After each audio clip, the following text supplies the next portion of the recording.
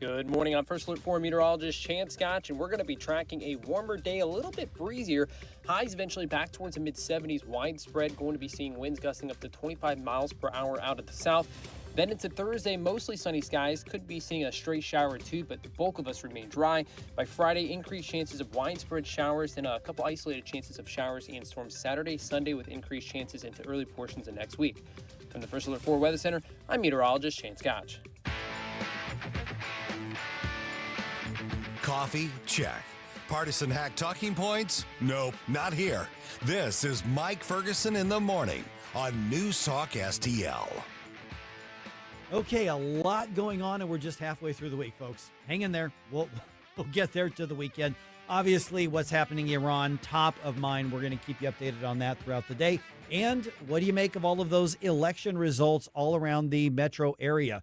314-912-1019. If you want to weigh in on that, obviously send us notes on social media as well. There's an interesting thing happening in the pro-life movement, and I'm personally very, very proud to be a tiny little small part of this, and that has to do with pregnancy resource centers because, REACH does such a great job around the St. Louis metro, pretty much all on the Missouri side, but on the Illinois side, pregnancy resource centers are not only serving women, but they're fighting against a political climate that is so hostile to them trying to serve women. Well, Stuart McMillan, he writes for the Heartlander and he writes for the Lion from our friends at the Herzog Foundation.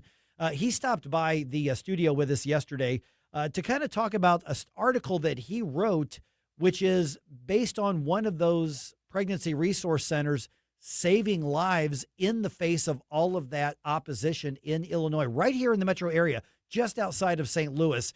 Interesting stuff. Here's what he had to say. Found a really interesting article at readlion.com, our friends at the Herzog Foundation, The Lion, and it was written by Stuart McMillan, who's in studio with us right now. Guy? Don't know that guy. That's a weird name. You may have heard that name around St. Louis. But a couple articles that you wrote, Stu. Appreciate you being in, by the way. Hey, thanks. And very tired, thank you. My arms are really... Yes, there it is. You just had to fly from Jeffco. Yeah, you traffic world, That's right.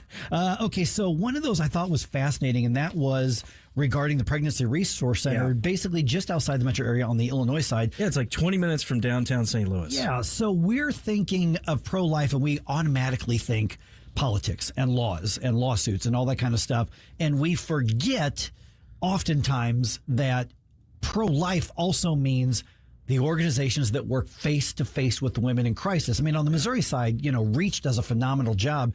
And there's one in Illinois who, according to your article, which I read yesterday, and that's why I reached out, they are seeing a massive demand for their pro-life services. Yeah, and I think you're right that the cause is not lost in Illinois at all.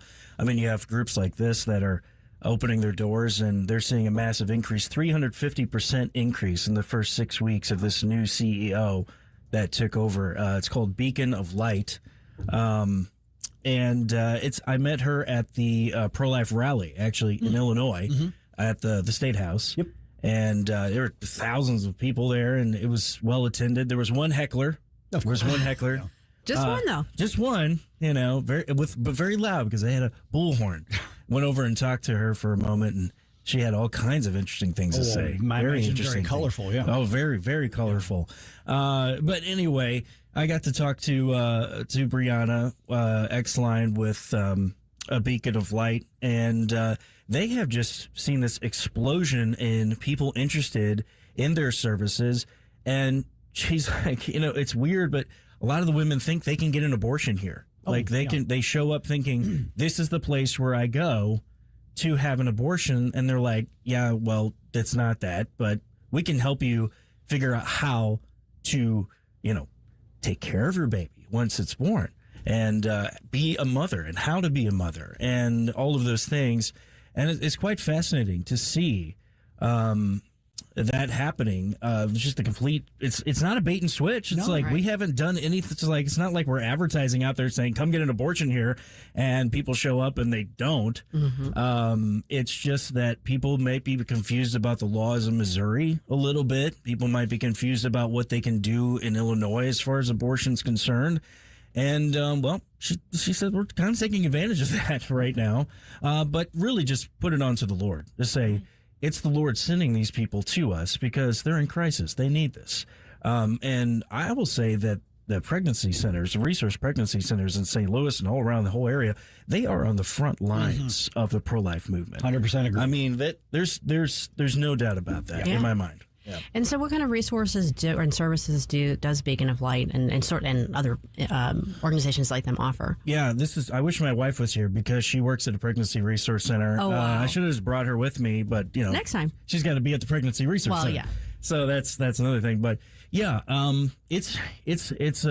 they help them with financial issues. They help them figure out the different terms of the baby. They let them see their baby through an ultrasound, which is important. And once you see that heartbeat, there's no denying it. Even if you're lying to yourself, that's not a real living thing that's inside of you. Right. The heartbeat is a wonderful way to share with these women that may be completely confused about what abortion is and what it will do. And they go through the process on what an abortion is, and they talk to them and they answer any questions, and there's a follow-up process. And from what Ms. Exline was saying there, at this particular time, the 6-week span when she started, 100% of the women decided to keep their babies. Oh, that's amazing. They came through. 100%. 100%. It's yeah. I mean, you can't get better than that. That's 1,000% batting average. So it's just a testament to what can happen when people realize that they do have options and there is support.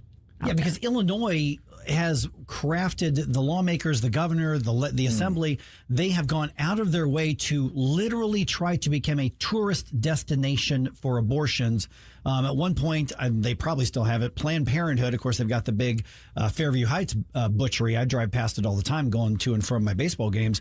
But they have a bus that is an abortion mill bus that they basically park along the border next to pro-life states, in trying to attract women from other states in order to profit off of this. So that's the mindset, Stu, and that's what caught my eye on your article, is that with Illinois, the political wonks and the legal wonks know what the laws are, but the connotation, people just assume that there's nothing pro-life in Illinois because the Democrats have won and the pro-abortion side has won so much. And when I saw that, I'm thinking people need to know that the pro-life cause is really active and it's not just a rally at the state capitol, which is important. That's good. Sure. But this isn't about the politics. This is about pro-life means saving lives. And how do you do that in states where they want to have as much abortion as possible? Well, you do that by going face to face and heart to heart with people in person. Yeah, and pregnancy resource centers are doing that. Yeah. They're doing that every single day.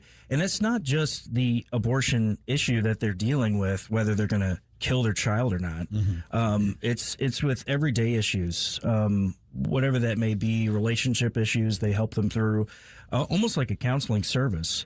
And I know Miss Exline is a full-time counselor on top of that with that service. So, it's an all-around resource center. And I know that Hand in Hand Pregnancy Center, which is right next to my house in Barnhart, that's where my wife works. They call it a women's center. Right. Because they do so many things for the women, not just about pregnancy. They wanted to go even more broad than that, but that is their main goal. Well, it's like taking a holistic approach as opposed to just this one discrete issue. Yeah. So it is a huge issue in Illinois, and I talked to a lot of people at that rally, and I asked a lot of people, different towns all around Illinois, asking them, is it difficult to be pro-life in this state? And I'm probably going to do an article on that this week, just kind of collabing all of these different thoughts. Some people were like, no, because it's so, like, the stark differences are so there. It's like, it's actually pretty easy to be pro-life here because it's just so crazy left. And they're just so willing to kill babies. And it's just like, we can fight that. And then other people say, yes, it's very hard. It's very sad. I mean, think about it every day. So it's the people there have been, it seems like they feel defeated in a way. Sure. Because of the politics. And that's not an accidental strategy. That's part of the strategy. Yeah. I don't know how much time we got a few minutes. With the clock, it doesn't matter. No, it's radio. We don't pay attention to stuff like that. What's the commercial? No big deal. Wait a minute. My boss is texting me. Ding, ding. time to take a break. Stu is talking too long on this radio station. Not at all. Let's move on. I was just going to pull this up. I just got a text from a crazy left-wing group. Yes, I do subscribe to the left-wing stuff. I do too, because you got to see what they're talking about. And I was talking to someone about this just yesterday. That's a rally that they're going to do Wednesday. I don't know if you know about this. At Jefferson City against the pregnancy resource bill. I don't know if you guys have all talked about this, but I mean, we do a lot of work with like Reach. Absolutely. Yeah. But they're trying to get their group, their base, to go talk against pregnancy resource centers because they don't want women to have that option. Right. They literally say it in their pitch. Nuts. Like, we don't want them to give them. They're telling them that they can have their child. Yeah. I mean, that's insane. That's insane. It's just demonic is what it is. It's just, it goes down to that level for sure. Well, and I think one of the things that it's easy to lose sight of, but I hear this all the time because a lot of my coworkers at RedState are in California. And, they over and over again, they get, well, you got what you voted for. You got what you voted for. Why don't you just leave? It's like, well, first of all, this is my home. And while there's a super majority in California of Democrats, there are tons and tons of Republicans in California, just like there are tons and tons of Republicans in Illinois and tons of people who are pro-life. So even though they are on the losing end electorally, that doesn't mean the spirit isn't there. That doesn't mean like that they don't have options to let their voices be heard. Yeah, and I know there was a couple of years ago that Illinois tried to ban pregnancy resource centers, and the Thomas More Society fought it, and they won it in court against Pritzker's bill that he signed into law that would have pretty much ended pregnancy resource centers as we know it in Illinois. And, representatives like Adam Nymerg and a few others that really fought against that. And if we don't have those folks doing those things, we're not going to be able to give the option to these women that are in dire situations that don't know what they're going to do the next day. And there's a whole group of people that are saying, just kill it. Just kill your child. Yeah. And Adam's been on the show here a number of times with a lot of the Freedom Caucus folks here as well. We're visiting with Stuart McMillan. I found the article on readlion.com. You also work for the Heartlander. Yeah. It's either place you can find my stuff usually, but Heartlander is Missouri, and I've been covering some Illinois as well. Yeah, and that's I just put your article on our chat box in Rumble, which I think we just pushed out. Rumble chat box. Yeah, I'm so excited. I pinned it on Facebook and on our X as well. Yeah, so we can check that out because that's the thing is people tend to think of pro-life as political activism, and certainly that's part of it. But what you're talking about here, and this was this beacon of light. These are the people, like you said, these are on the front lines. These are the people who are dealing with, a girl who's 15 and crying, or a woman who's 35 and doesn't know what to do because of a career and husband and family and whatever. I mean, and so these are the people who deal with situations that us folks in other areas will never understand because we'll never experience it. Yeah. But they're the ones who are actually getting a human being to say, no, I am going to choose life, not just a vote. Yeah. They're saving lives. Yeah. They're literally saving lives every single day. And it's one of the hardest places to work. I know I hear stories of from the nurses that are at these pregnancy centers, and they say it's gut-wrenching. There are days where women will tell them flat out, I'm going to have an abortion, and they can't do anything about it. Right. They can't convince them. They can't, whatever the case is. They said, just give me my, give me what I need to know. And what's driving up that 350% increase in demand and interest? I mean, something changed. Something happened. Right. And I think it's probably, she didn't want to say, but I think it's this lady, Miss X-Line. I think it was somebody that really just started from day one and able to talk to everybody and get the word out in the community and to really show people that, hey, this is a resource center that we can have. But I think, it's just probably the also a coincidence of the timing because it's been so hot in the news lately in Illinois and in Missouri on both sides. That was one thing she had mentioned. But she really just said, the Lord is just bringing these people to us. That was the only thing that she could really just that's pinpoint. what came to my mind when I started thinking about it. God brought these people here. And she's like, I just happened to be here when it started. It's like, it's not like my fault or anything. It's just, but I think, she's just really been working hard to help out as many women as possible. Yeah, and that's why one of the things is, and you mentioned, what was the name of the Pregnant Resource Center your wife works at? Hand in Hand in Barnhart. Barnhart. And then you've got Reach in St. Peters in North County, Right. and then this one, Beacon of Light, which is in which city in Illinois? That's in Maryland. Maryland. Okay. Maryville. Maryville. Yeah. Maryland. Maryville. That's a whole other Too place. far away. That's a whole other. But the point is that they are in their communities and they're not trying to solve the entire state policy issue. They're just working with the people right next door to them and not looking over them the way so many activist groups do. Election results, what's going on in Iran, and of course, we've got Flashback Friday coming up in just a couple of days. What do you want to hear for your 80s bump music? Let Jerome know starting today. All right, 314-912-1019. That's how to be involved in the conversation. Or, as always, shoot us a note on the Facebook comments, Rumble chat box, tweet at us, you name it. Let's get the conversation started here on 1019 and 94.1 News Talk STL. If you have a phone, you have a radio. I listen to News Talk STL on the app driving to work. Download the News Talk STL app. You got to get the News Talk STL app. Love the app. Can listen anywhere in St. Louis. And listen anytime. News Talk STL right on my phone. Anywhere. Want a hands-free light that does not strap to your head or held in your mouth? Meet Dex Fingerlight at fingerlight.com. The Kryptonite ring fits any finger, pointing light exactly where you need it. Place decoys, handle gear, get close to roosted gobblers, fast, easy, stealthily. 3 light modes, waterproof, extremely durable. Developed by a father and son's Missouri team, Dex Fingerlight is faster and easier than a headlamp. Use discount code TONY20 for 20% off at fingerlight.com. 1949, the last time a Republican held the top post in St. Louis City. A gallon of milk was 84 cents and streetcars ran down Grand Avenue. Unfortunately, St. Louis City streets are no longer the epicenter of family and business life. In the 80 years of Democrat control, our city has been on a steady decline. Hello, Kirk Ilsinger, chairman of the Republican Party for the city of St. Louis, and we believe it is our duty to provide a different path forward. I invite you to our meetings the first Thursday of every month. Learn more at stl-gop.com. Paid for by St. Louis City Republican PAC, Curtis Farber, Treasurer.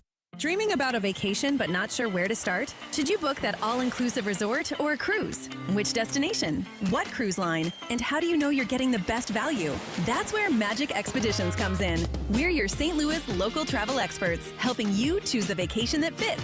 Whether a relaxing, adults-only escape, family-friendly resort, or unforgettable cruise adventure, skip the stress, the guessing, and endless online searching.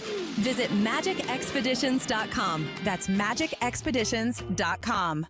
Remember those magical moments in Mom's kitchen? The heavenly aroma of fresh baked cookies? At Trolley Stop Bakery in Chesterfield's Forum Shopping Center, our co-op of talented bakers has been perfecting that homemade magic for 4 decades. From the gooeyest cookies in town to custom pies, cobblers, and cakes, everything's made from scratch, just like Mom and Grandma's recipes. Need that perfect corporate gift? We ship our famous cookies nationwide. The Trolley Stop Bakery, 67 Forum Shopping Center, or TrolleyStopBakery.com. Because some traditions are too sweet not to share. Lower your car payment today. Lower your car payment today. Yes, you heard us right. You can lower your car payment right now by making this free call and save up to $1,400 a year on your current car payments. Think about your current car payment right now. What's that costing you per year? Now think about what it would be like to put an extra $1,400 back in your pocket. That's the average savings our customers experience. We can help you drive the same car and pay less every month by lowering your car payment's interest rate to as low as 4.67%. At Rate Genius, we can work with you to refinance any car payment. If you qualify, it costs you nothing to find out how you can lower your car payment. To learn more, call this number right now. 800-493-5670. 800-493-5670. 800-493-5670. That's 800-493-5670.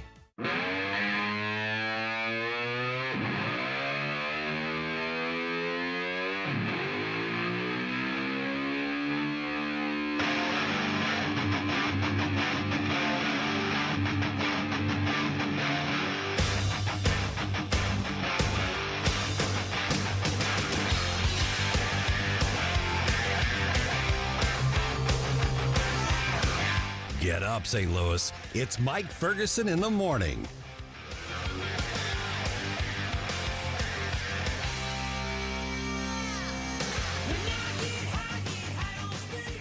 We're doing the show, right? Yeah, no, the jack from my headphone here isn't working. So, Oh, no. Yeah, so I'm using the other one here. So if everybody's watching on camera, it's like, where did Mike go? I was like ducking under trying to get my headphone thing redone. Okay, 5:52 here. So just we're going to get to the national news in a few minutes. Obviously, Iran's going to dominate that. Here today, we had a lot of really interesting election results. Yeah. I mean, really interesting. And I'm going to put the question out there. Is St. Charles County not as conservative as we've all been just kind of believing all these years? So, I mean, the proportion of people that showed up was low. However, Right. based on these results, you have to wonder. Right, exactly. And there was a little higher turnout of the voting than what was predicted. I saw the director of elections, Kurt Barr, post on social media that they broke 20% of eligible, which everybody's like, wow, 20%. Well, that's still pathetic. But it's more than they thought was going to turn out. I did not see what the numbers are for St. Louis County or for Jeffco or any of those. But the election results were very mixed on the tax stuff. Mm-hmm. So we'll get into that in just a minute here. Okay, so by the way, we did not vaporize 90 million people in Iran last night, just in case you were wondering if that was going to happen. We did not do that, it turns out. Oh, okay. Right. So because apparently, not apparently, the president threatened to annihilate an entire civilization to never bring it back. That was posted on social media. So we did not. We did commit a not do genocide. that. We Okay. did not do that. So we didn't do that. So there's a short-term. It looks like there's a short-term deal between the U.S. and Iran, not between Israel and Iran, but between the U.S. and Iran. And so we'll see how long that goes. We'll see what happens with that. The war is not over. We're going to blow something up again at some point or another. Yeah. My guess is Iran's probably going to violate whatever deal they've got. This just kind of gives them a chance to breathe and reload. But it looks like the Strait of Hormuz and the oil is going to come because the economic pressures were more so on the U.S.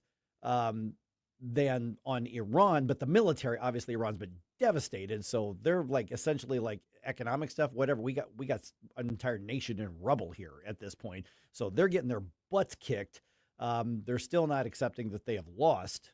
So essentially, we'll see where this goes. But it looks like there may be a dip in the actual hostilities and violence for a little bit. But my guess is it's not over. Well, they also have a different win con. I mean, Oh, for them, yeah, it's yeah. going to be a war of attrition to cause as much global economic damage as they can. Right.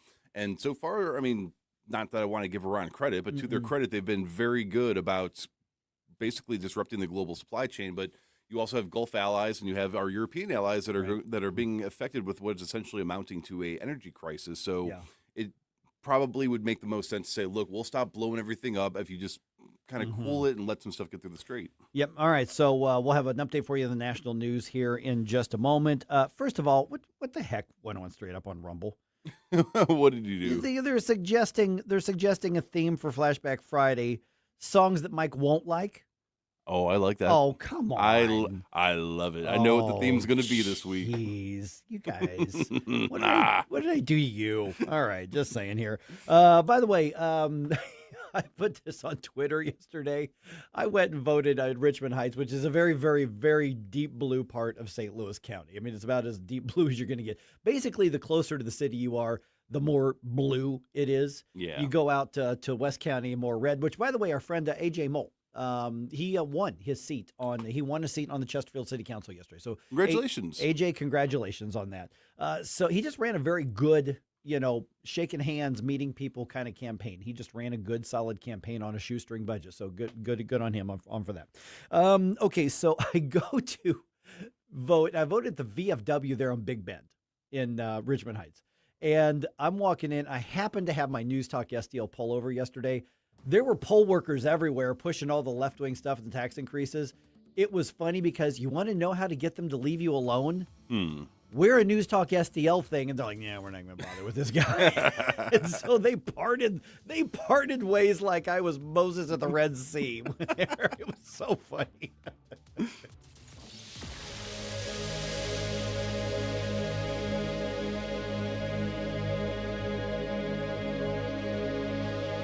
Rhino Shield is engineered to outlast paint by a lot, backed with our 25-year transferable warranty. Paint a house, shield a home. We do brick, block, stucco, asbestos, steel, aluminum, cedar, and more. We are the only coating company selected by Disney, This Old House, and 3 times on HGTV's Curb Appeal, where all 3 episodes concentrate on unpainted brick. If you maintain or own a business with a tired-looking building, you owe it to yourself to look at Rhino Shield and our beautifully durable color schemes. Evaluations are free. We're making buildings pop and be noticed again, from Champaign to the Lake of the Ozarks, exceeding expectations every day with our products, people, and performance. Now is the time to call 877-25-RHINO, 877-25-RHINO, or go to 877-25rhino.com and see how honest and transparent we really are. Tell them, ladies. Don't paint, don't Rhino, go Rhino Shield. Never paint your house again. Rhino Shield.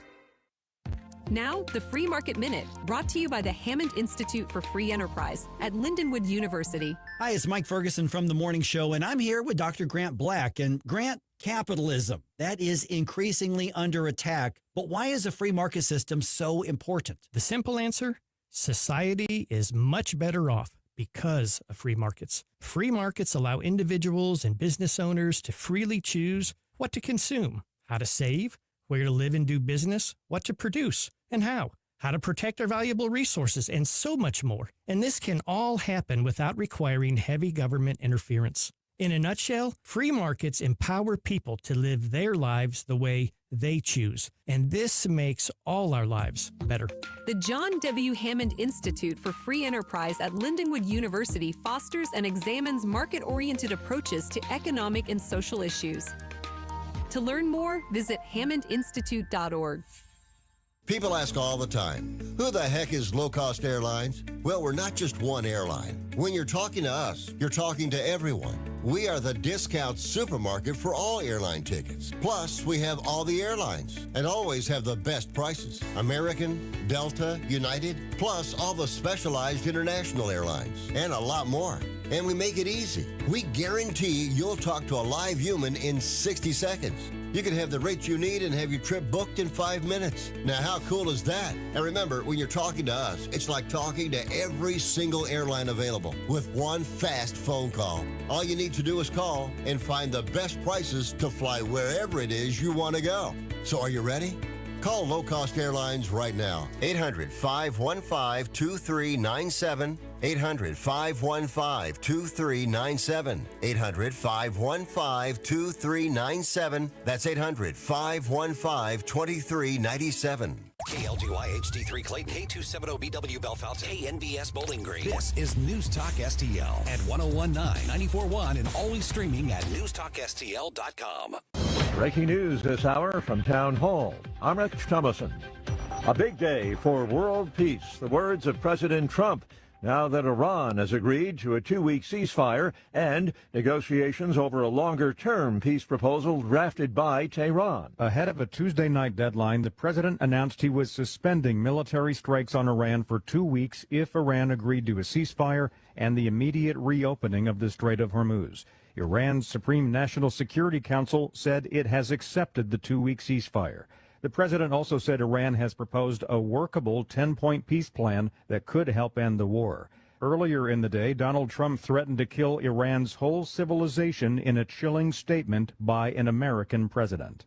Greg Clugston, Washington. Despite the ceasefire announcement, reports of missile fire do persist. We also saw the Iranians continue to launch missile barrages even after the ceasefire was announced across the Gulf Arab states and on Israel. In the United Arab Emirates, where I am, they said a fire broke out at a facility at a natural gas field there after one missile barrage was sighted. Correspondent John Gambrell says while Israel has agreed to the ceasefire with Iran, it's insisting it will not quit attacking Hezbollah targets in Lebanon.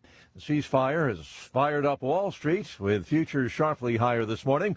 Global markets soaring as well as oil prices slide. Georgia's 14th congressional district seat will remain in Republican hands. Clay Fuller has won a special runoff election to fill the seat vacated by Marjorie Taylor Greene. Fuller, former DA, credits President Trump's endorsement as well as strong grassroots support for his victory over Democrat Sean Harris. Fuller's win bolstering the razor-thin GOP majority in the House. And on Wall Street, the Dow futures up 1,197 points. NASDAQ futures ahead 836. More on these stories, townhall.com.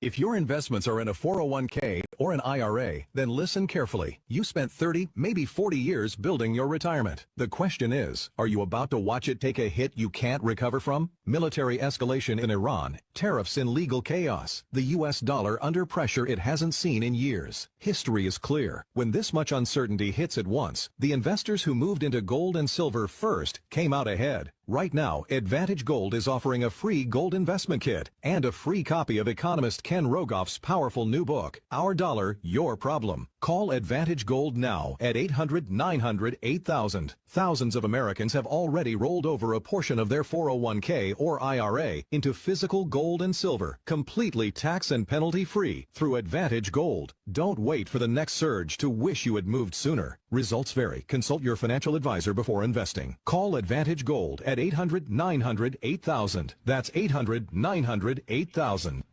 From the Michaels Flooring Outlet Weather Center. Good morning. I'm First Alert 4 meteorologist Chance Scotch, and we're going to be tracking a warmer day, a little bit breezier. Highs eventually back towards the mid-70s, widespread, going to be seeing winds gusting up to 25 miles per hour out of the south. Then into Thursday, mostly sunny skies. Could be seeing a stray shower or two, but the bulk of us remain dry. By Friday, increased chances of widespread showers, then a couple isolated chances of showers and storms Saturday, Sunday, with increased chances into early portions of next week. From the First Alert 4 Weather Center, I'm meteorologist Shane Scotch. This hour of News Talk STL brought to you by Chris Cooper and Serenity Wealth Management. Business owners, download your free playbook for financial clarity at SerenityWealthBiz.com. That's SerenityWealthBiz.com. Hey, Tony Colombo here with Tim Jones for our friends Rodney and Jen Wallner, the Wallner home selling team at Berkshire Hathaway, the #1 home selling team in the St. Louis area, and I can say that from firsthand experience. My wife and I were blown away from the results that we saw from working with Rodney and Jen, from selling our old home faster and for more money than we thought possible to finding our family's perfect new home. They over-delivered every step of the way, and right now it's still very much a seller's market. So, Tim, for folks that have been thinking about selling their home, it's a perfect time to call the Wallners. That's right, Tony. And don't forget, they're licensed in both Missouri and Illinois, so no matter where you are in the metro area, you can put St. Louis's #1 home selling team to work for you. The Wallners' experience and work ethic, second to none. And of course, the numbers speak for themselves. The Wallners sell 15 times more homes per year than the typical realtor. Right now, they're working with so many qualified buyers, they'll guarantee to obtain you an offer. If you've been thinking about selling your home, don't wait. Call the Wallners now at 314-810-SOLD. That's 314-810-SOLD for the Wallner home selling team. On the next, Larry Connors, USA. The story behind the story. When I was first in broadcasting, trying to get a sponsor, should have been easy, but was very hard.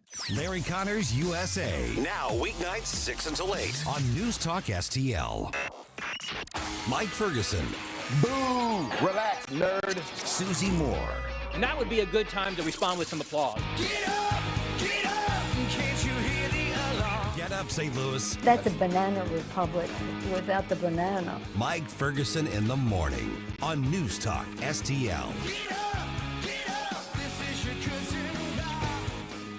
Okay, the votes are in, and conservatives didn't do so well in some areas, in some red areas, and apparently some voters really like higher taxes. Yeah, or something. We may need to rethink what we think the momentum is right now, politically, at least in this region right here. Yeah. Did we get into the bubble of conservative media thinking that all momentum is on our side, and maybe it's not? I think we need to look critically at some of these election results.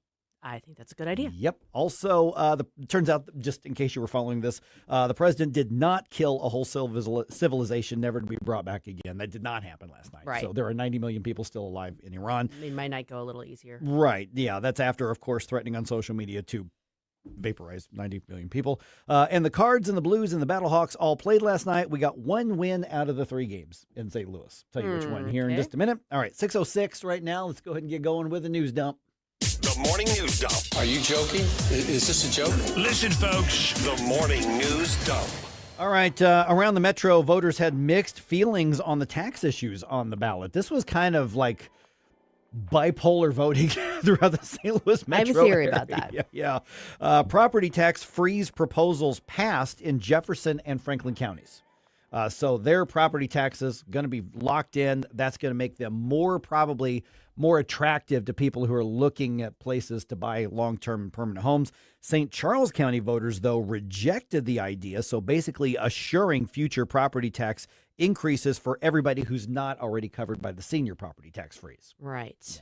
Yeah. I will tell you, even as somebody who sat here for the past, several weeks, and we've talked about these issues and that sort of thing, when I got to looking at the ballot, I was like, no, wait, what does it mean? Yeah. And so I do think a lot of it comes down to wording. A lot of it did, and I think the property tax freeze thing, like for instance, there was a push statewide saying pass the SB3 property tax freeze, but they weren't called SB3 at the ballot. Yeah, like in St. Charles County, it was Prop RT. But here's the thing: that was like a 60-40 thing. Mm-hmm. It wasn't even close in St. Charles County. So I think that voters knew what they were rejecting. I don't think so. 60-40 though, that's huge. I'm telling you right now, you could not tell reading the explanation what it was you were voting on. It was very confusing. Yeah, and it was closer in other areas though. So I mean, the education was it the exact same wording? It was basically the same wording. Yeah, it was pretty close because it was all based on that SB3 from the state. But even you and I right now, look at how confusing this is getting. Mm-hmm. Yeah, but that was a big gap. The establishment came out against that. The government came out against that in a lot of different ways. Also in St. Charles County, in the race for Francis Howell School Board, the conservative slate of candidates, Jane Pushkar, Lauren Greenwood, David Jaworski, they all lost. Yeah. And it wasn't really that close. Same goes for Fort Zumwalt. Yeah. And Mark Pratt lost in Fort Zumwalt. In the city, the earnings tax renewal passed with something like 80% of the vote. So they're just continuing to punch themselves in the mouth in the city with stupid policies like this. Yeah. I mean, I guess the thought process is if we vote it out, then we'll lose that revenue. Which they will. Mm-hmm. Except that it makes the city far more attractive to investment and other things. There's and not homeowners. not the recognition that that gives you an option for much more revenue from in a different way. Here's the thing. I've got the mixed feelings that I absolutely want to see the city turn its fortunes around. Yeah. But I don't feel sorry when 80% of you make such a stupid decision like this. I mean, you've been warned for years and years and years and years, and the evidence is clear. You get rid of this, you make your community more competitive, especially when you've got such a massive violent crime problem in the city that you're going to continue to keep another barrier up to businesses and to homeownership there. Yeah, it's dumb. It's dumb voting, but I mean, I think people just. You get they get what they deserve in the city at this point. Yeah, I guess. All right. United States and Iran agree to a 2-week ceasefire. And this is ahead, of course, of that Tuesday night deadline that was announced by the president on social media and from the podium. Here's the story. In stark and violent language, the president had warned that Iran's whole civilization would die and never be brought back again unless his demands were met. Shortly before the deadline, Donald Trump announced a suspension in military attacks subject to Iran's agreement. Iran's Supreme National Security Council accepted the ceasefire but said it doesn't mean an end to the war. The Iranian foreign minister said passage through the Strait of Hormuz will be allowed for the next 2 weeks under Iranian military management. Greg Clugston, Washington. Okay, so a couple things on this. This is only between the U.S. and Iran. This is not between Israel and Iran. True, but I did see a statement from the IDF this morning saying that pursuant to instructions from our political folks, we're adhering to it. Okay. So because there were still missiles flying there last still night. Are. Yeah. There still are. Yeah. And from multiple directions. Right. So apparently not everybody has gotten the memo or gotten on board with it. But the IDF did actually say that this morning. So there may be a little dip, but this isn't over. You know, the last missiles have not flown, and they will not be ending anytime soon. No. Yeah. All right. At 8:05, by the way, 8:05, we're announcing the next News Talk STL event. It is connected to arguably the most important local election of 2026. Yeah. I would argue that this is connected, that this race that we're going to be talking about here is the biggest and most important in the region this year. I'm with you on that. All right. So 8:05, that announcement is coming. All right. I want to get into this a little bit later. I think we're going to have time in the 7 o'clock hour. Governor Mike Kehoe signs the first laws of 2026 into place from the 2026 legislative session. One of them strengthens penalties for grooming minors for sex. Okay. Yeah. And it adds criminal penalties for sextortion, basically blackmailing somebody based on photos that you have of somebody or some other, media that you have of somebody. And also mandates anti-human trafficking training for law enforcement because that's not part of the training now. So that's all being put into place. Another law allows divorces to happen while the woman involved is still pregnant. That's Cecily Williams' measure. Yep, Cecily we Williams. To her about that, and Yep. good to see that signed into law. Yeah, that repeals a law that was put on the books in the 1970s. Interesting. And apparently this measure has been introduced a number of times, but until she told her personal story, it just kind of languished as in, we'll get to it when we get to it. It's not a real big deal thing. Right. Yeah. And also Senator Nick Schroer's juvenile justice bill that he's been on the show talking about a number of times, that was signed into law as well. Damn. So among other things, it makes it easier for minors to be charged as adults in connection with violent crimes. So, there were some leftists who really got upset with that. They pushed back on it, but that is now the law. Good. In Missouri. Yep. Let's see here. What else we got going on here? Artemis. You want to talk about Artemis? Yeah. We want to talk about Artemis because they had a big day yesterday. They did. Actually. All right. The crew of the Artemis 2 actually got on the phone with the astronauts at the International Space Station. Yeah. And that was after they went past the moon. They're on their way back to Earth. NASA Administrator Jared Isaacman was on Fox's America Reports, and he says, the mission's going essentially as planned right now. This is a first of its kind. This is the first time astronauts have ever been on this rocket. This is the first time astronauts have ever been on Orion before. Having a clean mission like this so far gives us the confidence for Artemis 3, and of course, when we land astronauts back on the moon with Artemis 4. And so we're looking at basically, 2.5 days for them to get back to Earth. Yeah, they're supposed to come back on Friday. Yep. So there we go. All right. This is a little bit different. Empty nesting ain't what it used to be. No. A new report featured in a Finance Buzz article says 1/3 of young adults in the United States, they define that as 18 to 34, 1/3 of them still live with their parents. Well, okay. Now, that includes the college age kids. That's what I was going to say, because 18, and there's a huge chunk of that that's got to be like 18 to 22, 23, which if you're still living with your parents while you're in college, so right. Well, what? that includes that. And apparently the baseline over the years is, about 18-20% of that group lives with parents because they're still in college. Right. So they've defined this by up to 34. The most common reason given for that in the survey was the increased cost of living, that young adults are still staying with their parents. The states with the highest percentage of young adults living with their folks, New Jersey, 44%, Connecticut, 41%, California, 39%, the state with the lowest percentage of young adults living with their parents still, North Dakota, with just 12%. I would almost wager that the amount of people that are out of college that still live at home is probably greater than those in college because a lot of people are going to the dorms and such.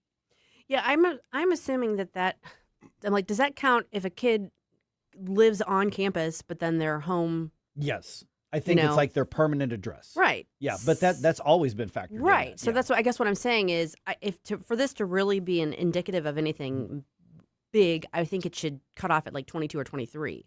Adults 22 or 23 and older. To 34. Right. Because if you're counting the college age kids, that's going to give you a skewed result, I guess is my point. Do the majority of 18 to 22-year-olds go to college, though? That's pretty much standard, I thought. Well, I don't know about the majority, but that's the thing is the substantial portion of them. Yeah. So, but you're talking about post high school. So, but I thought it was only because it went all the way up to 34. Right. No. I mean, there's definitely an increase. I think people are living at home a lot more. Yeah. Yeah, at a much larger or a much higher age than they were, a decade ago. Yeah. All right. Battlehawks just could not contain the Renegades offense last night. Battlehawks lost 31-15 in Dallas. Battlehawks are back at home on Sunday. They got a quick turnaround this week to host the Birmingham Stallions at the Dome. Birmingham Stallions have been a little bit of a thorn in the side for us over the years, so hopefully we can get some revenge on them. Cardinals scored twice in the 10th inning to get the win over the Nationals in D.C. Jordan Walker had another home run in the game. Oh, my goodness. He's had 4 now already. Wow. So this kid's coming to life, which we all knew he had the ability to do here. Let's see here. Final game of the series is this afternoon at 3:05. Each team has won one game. Redbirds are going to start Michael McGreevy. The Nationals are going to start former Cardinal Miles Michaelis against us. All right. And Blues ended up losing 3-1 last night.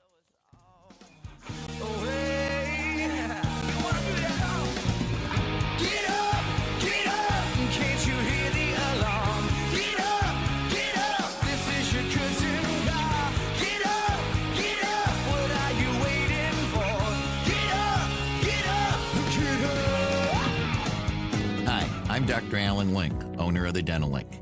You've heard ads about teeth in a day, but did you know that you will be chewing on plastic, acrylic teeth? Here at the Dental Link, we can give you porcelain crown and bridge teeth utilizing mini dental implants that function much more like real teeth at about half the cost. Plus, mini dental implants are less invasive, less painful, and your recovery time is much shorter. Give us a call at 314-794-6464 or simply visit us today at thedentallink.com. Tim Jones and Chris Arps in the afternoon. Dr. Tobler, unfortunately yesterday we had another shooting by a transgender, this time in Rhode Island. I know a little bit about hormones, and I know that hormones affect people in different ways. But when you start taking people and taking a God-given playing board, chessboard, if you will, and you put checkers on a chessboard, the game doesn't come out the same. Tim Jones and Chris Arps, weekdays at 4 on News Talk STL. License number GL2500615. We've seen all kinds of clogs, so remember the rule. Only flush 3 things. Number 1, number 2, and toilet paper. What about my dinosaurs? No? My monster truck? Nope. What about... If it's not the big 3, don't flush it. But if someone does flush a dinosaur... Call Grasser. We clear the clog and get things moving again. Green is always Grasser at GrasserHomeServices.com. Craving a real slice of Chicago right here in Wentzville? Alfano's Pizza is the only spot in town serving legendary Chicago-style stuffed deep dish, thick crust, gooey mozzarella, and signature sauce made fresh every morning. Prefer New York hand-tossed or St. Louis cracker crust? They've got that too. Plus, legendary sandwiches, spicy Italian beef, Cuban, and Philly cheesesteak. Curbside pickup or fast delivery. Alfano's Pizza, real fresh, right in your neighborhood. Order at alfanospizza.wentzvilleamo.com. This hour of Mike Ferguson in the Morning is brought to you by Stifel. Request a portfolio review from your Stifel financial advisor at stifel.com. That's STIFEL.com.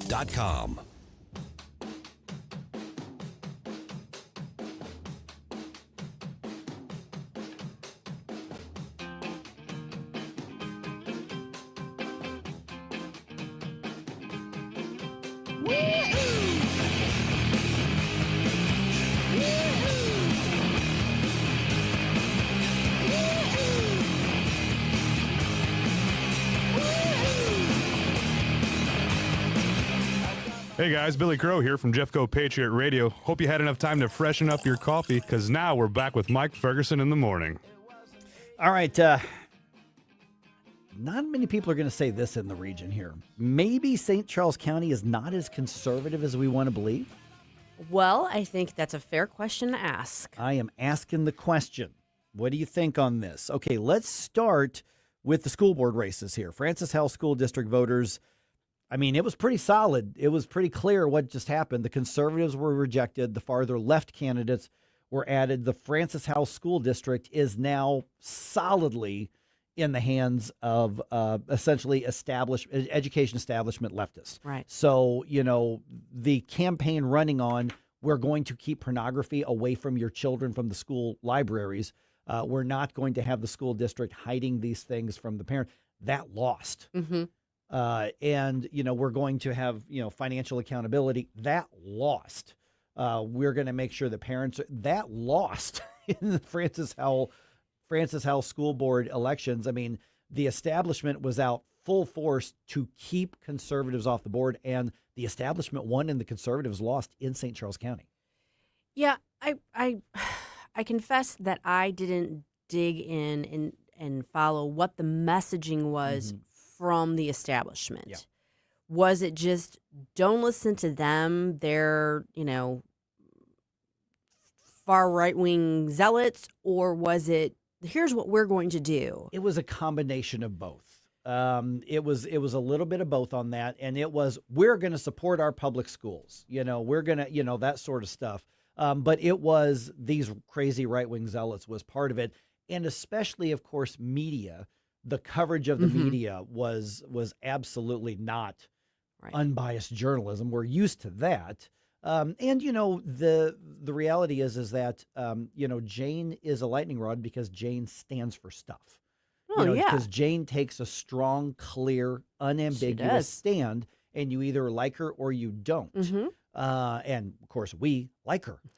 because I wish we had more. I think it's a bad move, but the voters, it wasn't that close. I mean, No. they chose the slates of candidates, and they chose the ones on the left, and they rejected the ones who were saying porn should not be in schools, should not be grooming kids, and they rejected that platform.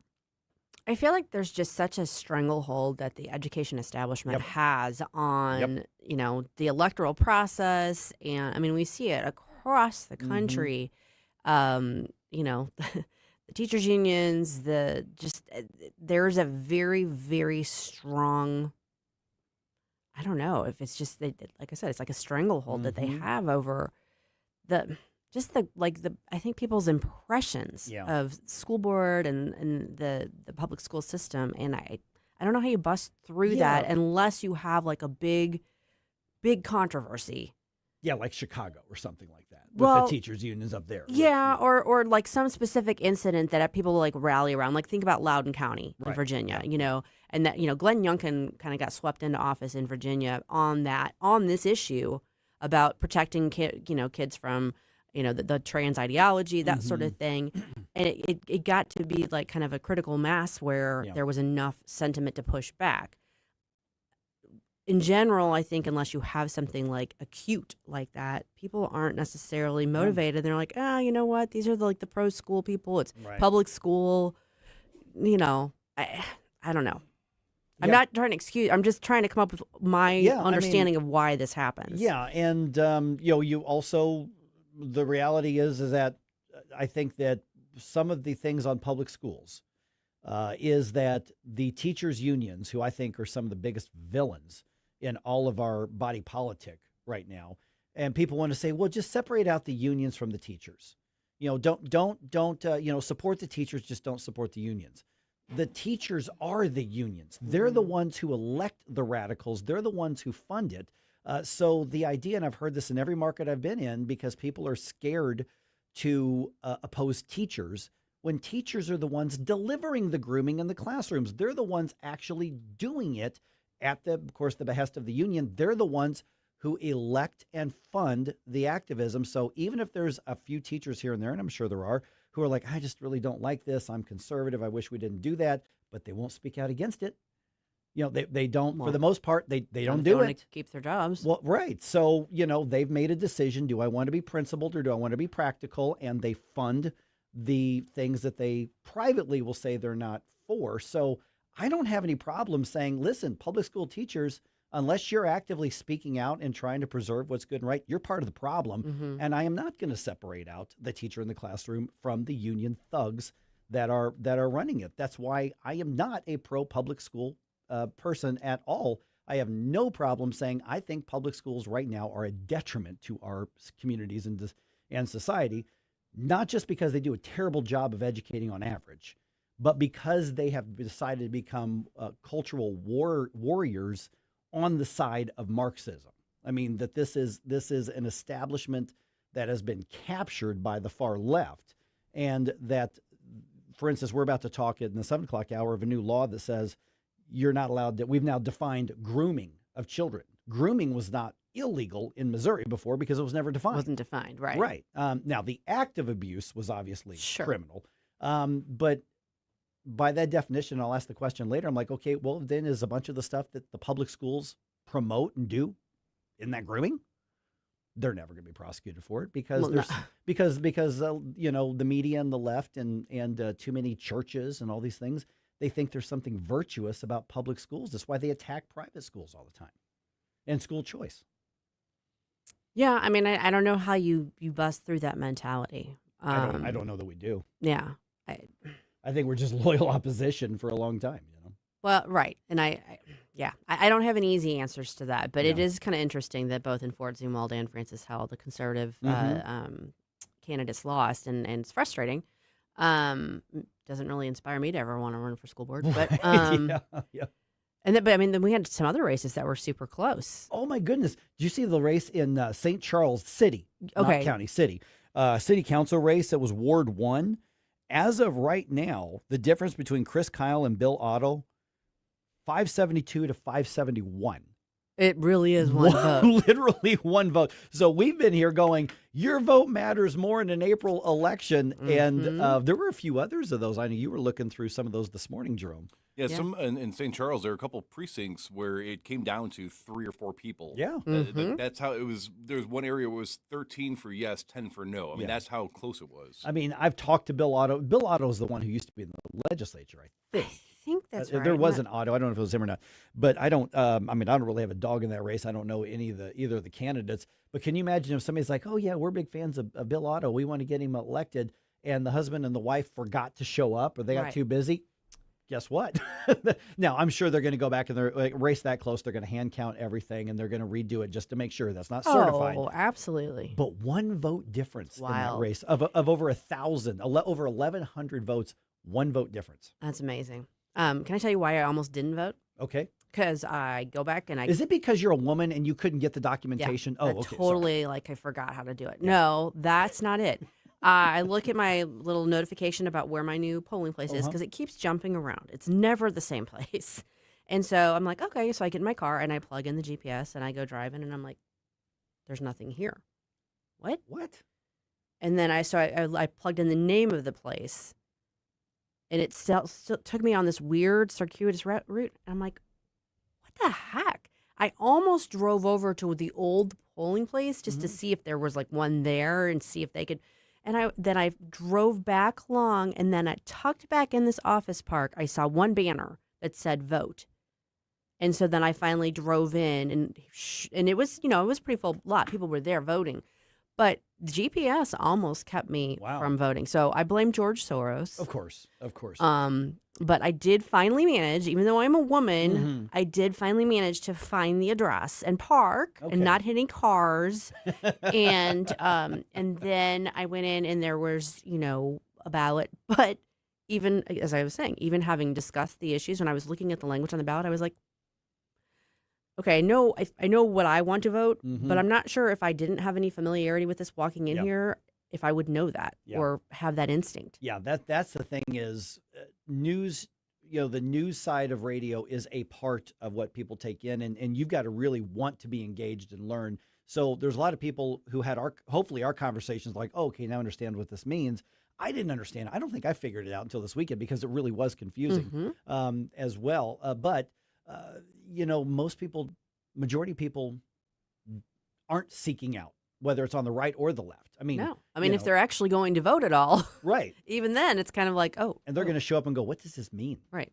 Now, do you have any electioneers like pushing stuff on you on the way in? No, there was one lady standing outside at an appropriate distance with a sign just saying, "Hey, hi."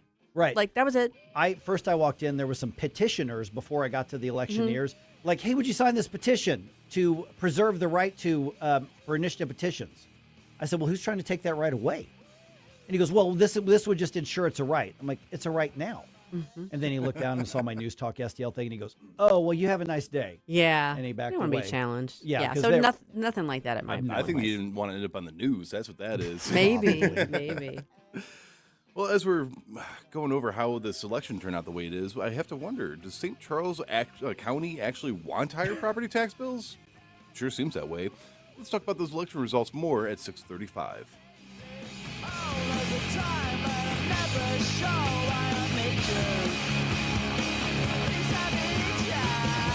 Mike Ferguson in the morning. People talk about federal money as if it falls from heaven. We thank heaven for it, but it came out of people's pockets. On NewsTalkSTL. From the Michaels Flooring Outlet Weather Center. Good morning. I'm First Alert 4 meteorologist Chance Scotch, and we're going to be tracking a warmer day, a little bit breezier. Highs eventually back towards the mid-70s. Widespread, going to be seeing winds gusting up to 25 miles per hour out of the south. Then into Thursday, mostly sunny skies. Could be seeing a stray shower or two, but the bulk of us remain dry. By Friday, increased chances of widespread showers, then a couple isolated chances of showers and storms Saturday, Sunday, with increased chances into early portions of next week. From the First Alert 4 Weather Center, I'm meteorologist Shane Scotch. Hello, St. Louis. This is Everett Jones of Jones Air and Water Treatment. I know you're ready for some summer weather. While we still have the spring to get through, this is a great time to think about your swimming pools. That's right, now is a great time to save on EcoSmart salt-free, chlorine-free, acid-free pool products. Call now and get 50% off glass pack media and 15% off all other EcoSmart products. Call now at 636-899-1040, now through the end of April. If you love your pet, which I know you do, then they deserve the excellent treatment and care they'll receive at Pacific Animal Hospital in Pacific, Missouri, a full-service veterinarian facility. Originally built and grown by my dad, Dr. Bill Jones, a new generation of wonderful veterinarians and staff at Pacific continue to provide outstanding medical, surgical, dental, boarding, and grooming services for your favorite furry friends. Our family entrusts the care of our pets only to the experienced docs and staff at Pacific Animal Hospital. You should too. Call them today, 636-257-2100, 24/7 at PacificVets.com, PacificVets.com. Concerned about the condition of your windows driving up your energy bills? I was too. It's only called STL Windows and Doors. Their Provia windows combine old world craftsmanship the professional way, the Provia way, with over 65 years of combined experience, locally owned, offering competitive pricing and personalized service that the big box companies can't match. Call today for your free in-home estimate and start saving tomorrow. 314-277-5952 or stlwindowsanddoors.com. News, analysis, opinion. It's Democrats and Chuck Schumer that are causing the long lines. They think we ought to abolish ICE, just like they wanted to abolish police. Nuke the filibuster in order to pass the SAVE Act. 101.9 and 94.1 News Talk STL.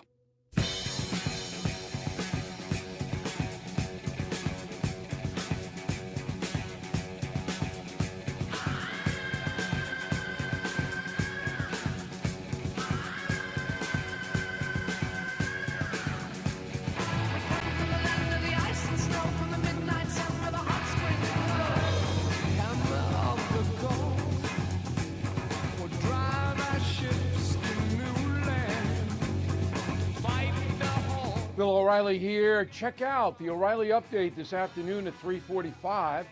Right now, it's back to Mike Ferguson in the morning on News Talk STL. All right, mixed results on all the tax proposals, Yeah. propositions on the ballot. That's what I think was interesting because so you can look and say, what was the general trend or momentum? I don't know that there was one. know It that was you do that it here, was yeah. hyper local. I Mhm. think is what happened here. So are we now? We have Niles. Okay, we've got Niles Stevens from Mo Tax Relief Now with us right now. And Niles, I mean, there was a big push, obviously, tax reform. There's an appetite for it. I'm going to start with the big one in St. Charles County. This one wasn't even close. Voters said no to freezing the property taxes. So either they really like higher property taxes or the establishment got through, because in other areas, this thing passed. I mean, Franklin County, Jefferson County, they voted to freeze their property taxes for everybody. What happened in St. Charles County, in a much more populous area and what we would think is a more conservative area, but they're okay with increased taxes, apparently. Yeah, thanks, Mike. Thanks for having me on. I think that shows that Missourians will buck the trends on Election Day, and that's been shown year after year. We thought we were a pro-life state, and now all of a sudden we weren't either. All politics is local, and anything can happen in these low-turnout April elections. I think I saw one small community in St. Louis County where 10 people showed up to vote and increase taxes on the rest of their community. Wow, that's wild. Niles, question for you about the I don't know how the messaging was handled in, for instance, Jeffco and Franklin County versus in St. Charles County on this measure. Was there a lot of were there a lot of signs? Were there a lot of people pushing? Because I will be honest, as a St. Charles County resident, I didn't see anything about this. I didn't see yard signs. I didn't hear. The only way I know about it is from being here at the radio station. Right. Well, in St. Charles County, they also had the big school board fight, going on out there. So they had the conservative candidates up against the up on the ballot, and so that might have played a part in it. In these April elections, it's the low turnout elections, and conservatives have a hard time showing up. So in St. Louis County, you can see where the fire department tax increases, it basically just followed the red and blue trend lines. So out west, where it leans more red, the fire departments lost. In the blue areas, they won. In St. Charles County, might have been just like a change election year this year, where the school board got people fired up to vote, and then also I think that the messaging on the no on the freeze kind of scared people away from it. They have already given seniors a tax freeze, and then another freeze on top would have affected services. And so those people that are receiving the services, the people that are providing the government services, they probably just did a better job at messaging to make sure that they had funding, their funding got continued. Yeah, and regarding your lines on the red and blue, if you look at St. Louis County on the sales tax increase plans that in theory is supposed to eventually lower some property taxes. We'll see where that happens. That passed in Afton, it passed in Blackjack, it let's see here, it failed in Creve Coeur, it failed in Fenton, it passed in Florissant, it passed in Kinloch, it passed in Lemay, it passed in Maryland Heights. Let's see here, where else? It failed. Metro West, it failed. Mid-County passed. Monarch failed. North County passes. Northeast Ambulance passes. Pattonville passes. Robertson passes. Spanish Lake passes. Valley Park fails. That is just all over the map. It's just everywhere. Literally. Yeah. Well, I think it does show. That's kind of like on the red and blue lines. I think maybe some of those areas in South County might trend a little more Republican, a little more conservative, that it's still passed. But Monarch, Metro West, Creve Coeur, Valley Park, those areas are, traditionally a little more conservative, a little more Republican red areas. Whereas when you move further in east, trends a little more blue. And so from what we're looking at, it kind of fell right on the partisan line there of whether or not the sales tax increase passes. So we did see a little bit of an uptick in turnout. You kind of alluded to this in St. Charles County. It's looking like right now it's right at just under 19%, which was a little higher than predicted. But overall, because April elections have these traditionally such low turnouts, do you feel like there's this maybe going to be a push to do away with the April elections so that measures like this are handled on higher turnout elections? There is a push for it. I know there's a number of bills that got filed this year at the state level. So to move the school board elections to April, to move tax increases to April elections. Some people have suggested putting minimum turnout requirements for tax increases. So there's a push for it that just hasn't got pushed across the finish line yet. But I think as a whole, when you look at the state as a whole, there is still an appetite for lower taxes. So even like in the Kansas City area, I think all of their freezes and caps went into effect. In Osage and Perry County, they did the senior property tax freeze, and those passed with huge margins, which the senior property tax freeze, that continues to be one of the most popular bills in the state. But then again, in Christian County, where it's just south of Springfield, in the like Nixa area, their property tax freeze, just like in St. Charles County, it failed. So a little all over the map, but as a whole, what we're seeing is that there's still an appetite for lower taxes, and so we're still pushing hard for property tax reforms, the zero income tax this year. So we're still on it to try to save people money and make government affordable.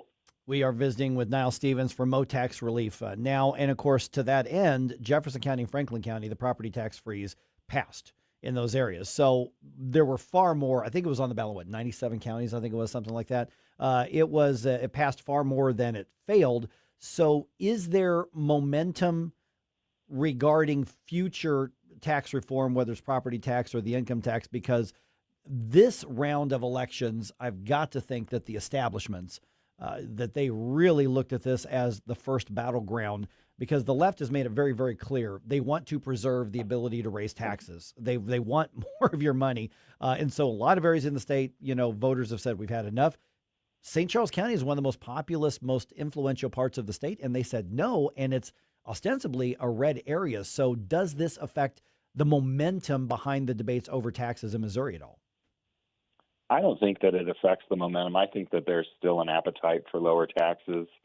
I don't think that the property tax freeze, just the way that it came through the legislature was very popular, the way that it was done, because that was, Senate Bill 3 was tied to the stadium funding. So the stadium funding was very unpopular in St. Charles County, but people still want lower taxes. And so, again, it's kind of a split personality voter there, where they voted in St. Charles County. They didn't raise their sales tax for the fire departments, but they voted against, the property tax freeze.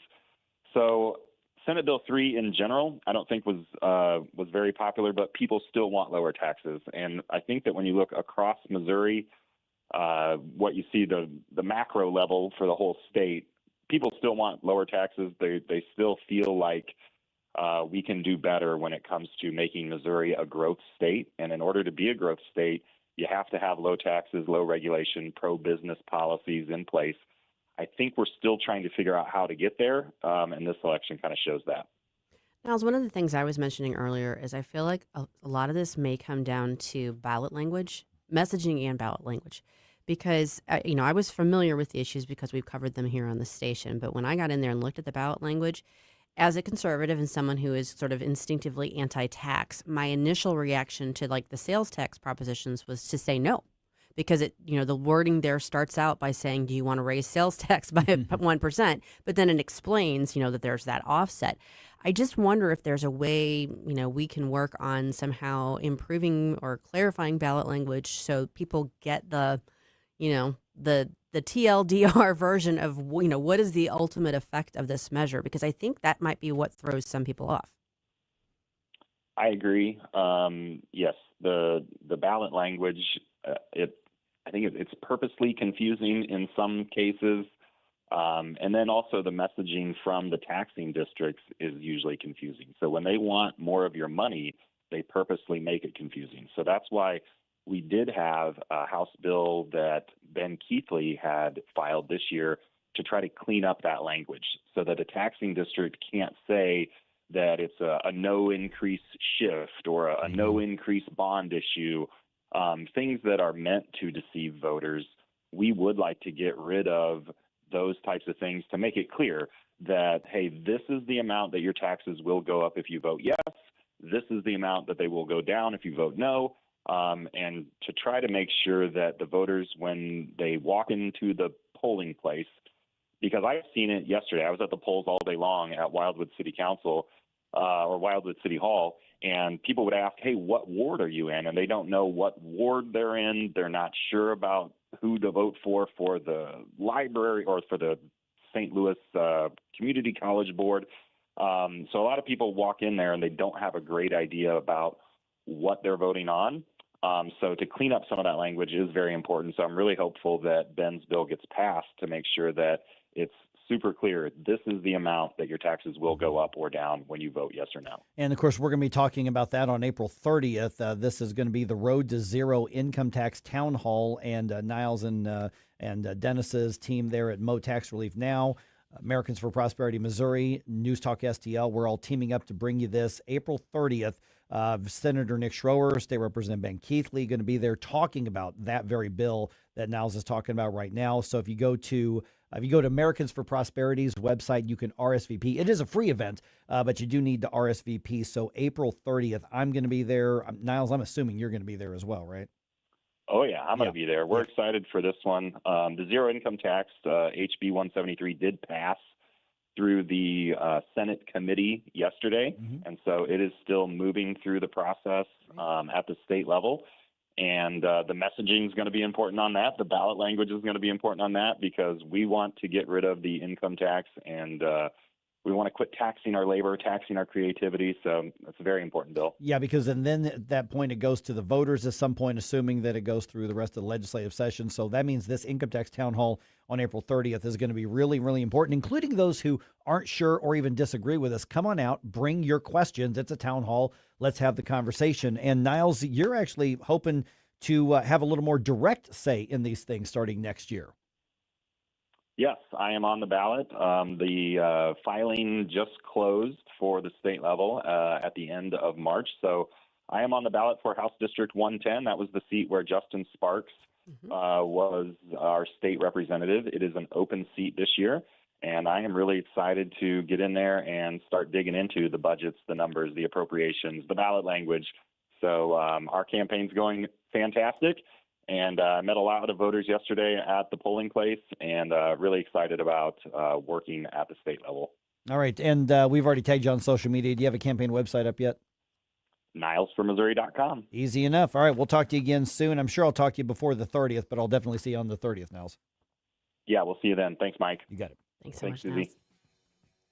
Well, I don't know if you know this, but no civilizations were annihilated last night. Oh, okay. I thought there was going to be that one. Well, there was talk about it. Okay. There was serious talk about it, but it didn't happen. But we'll tell you more about that coming up in the news dump at 6:50.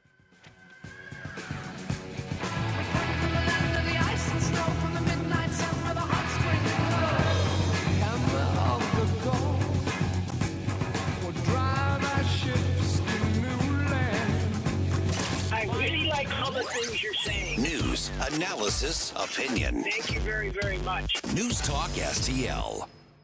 When the storm hits and a tree comes down, you need someone you can trust right now. OLI Outdoor Services in Godfrey is on call 24/7 for emergency tree removal, trimming, stump grinding, and land clearing. Serving Illinois and Missouri with licensed, insured professionals and over 200 years of combined experience. Tree removal starting at just $2.99. Free estimates, plus financing. Visit OLIOutdoorServices.com or call 1-888-5-SIGN. Hi, this is Mark Harder with RE/MAX Results, the region's largest RE/MAX real estate brokerage. It is cold outside, but the real estate market is hot. This is a great time to buy or sell a home. Interest rates are also declining, which gives you more buying power. Someday is not a day on the calendar, but today is. Call me at 314-852-8933 for a free custom home buying plan. 314-852-8933.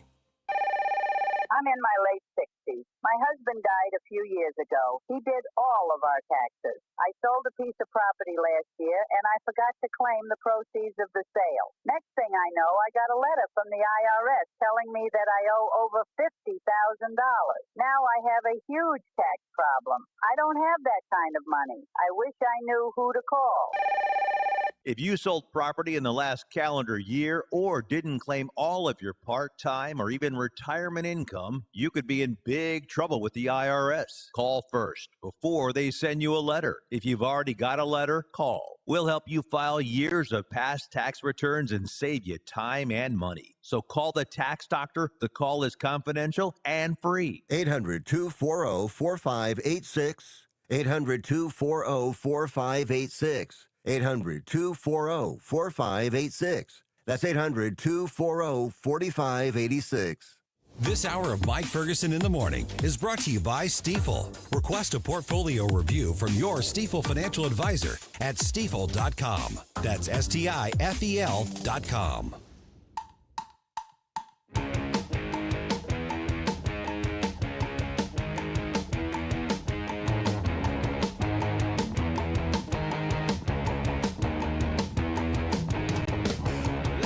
I'm Congressman Bob Onder, and you're listening to Mike Ferguson in the Morning on News Talk STL.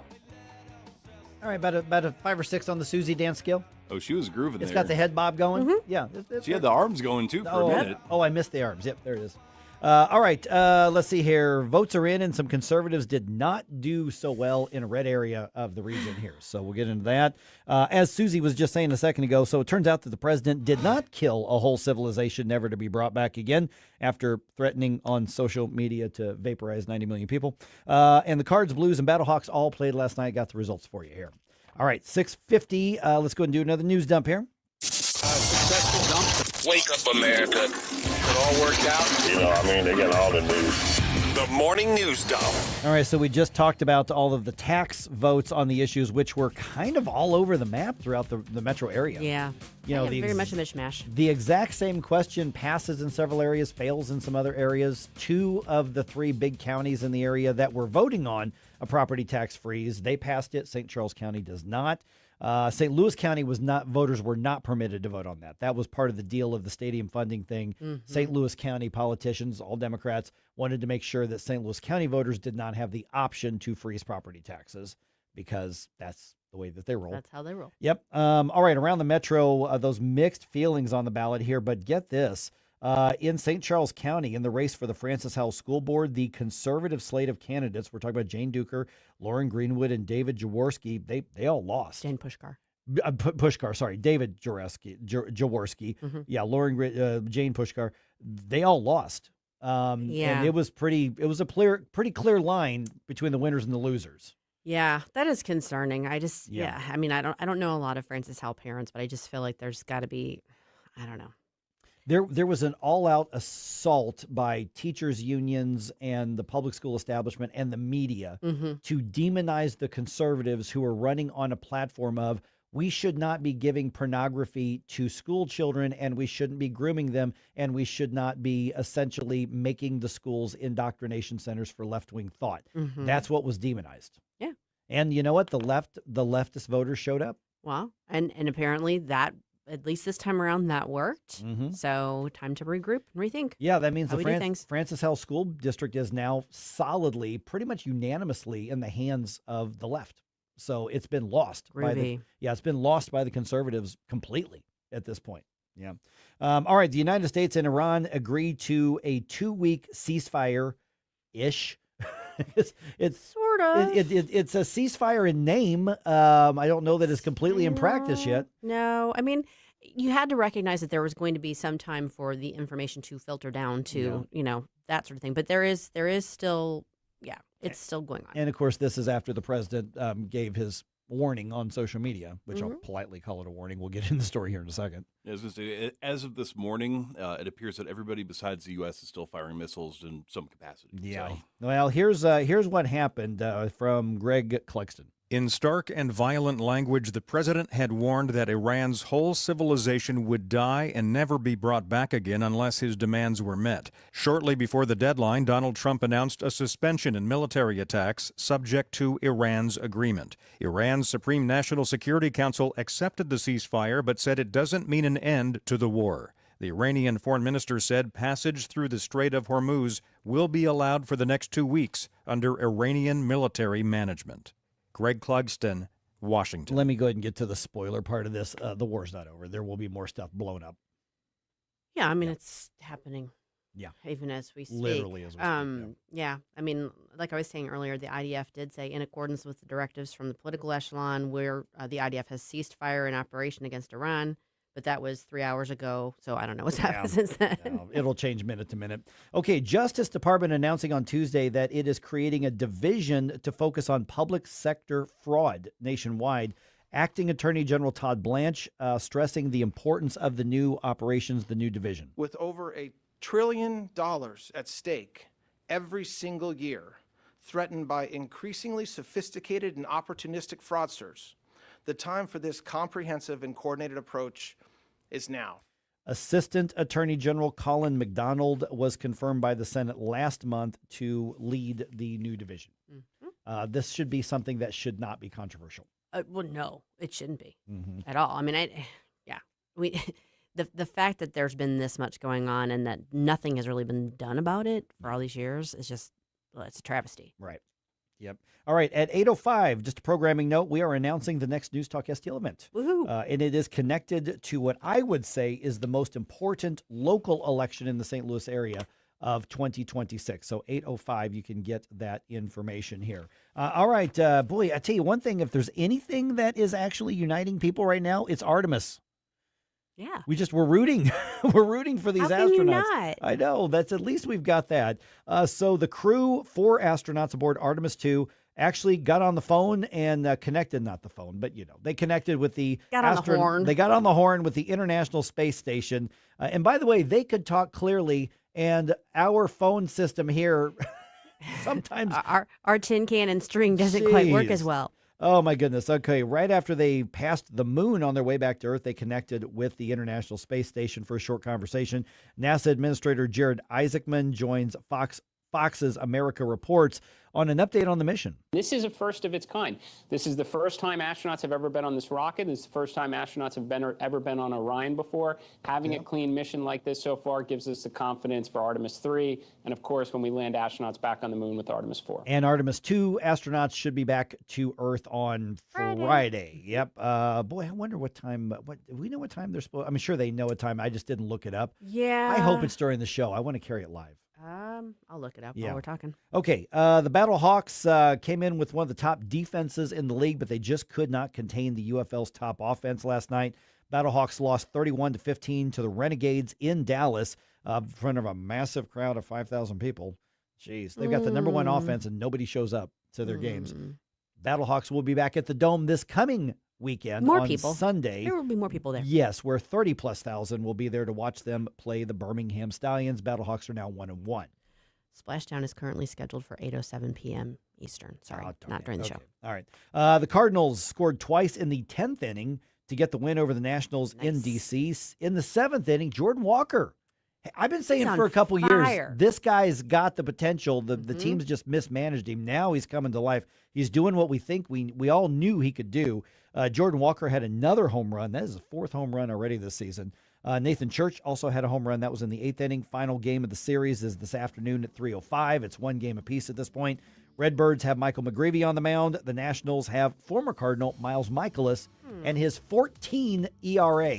Ooh. He got shellacked his first time out. Blues ended up on the wrong side of a 3-1 game against the Avalanche at Enterprise. Robert Thomas had the only goal. Up next, another home game on Thursday against the Jets.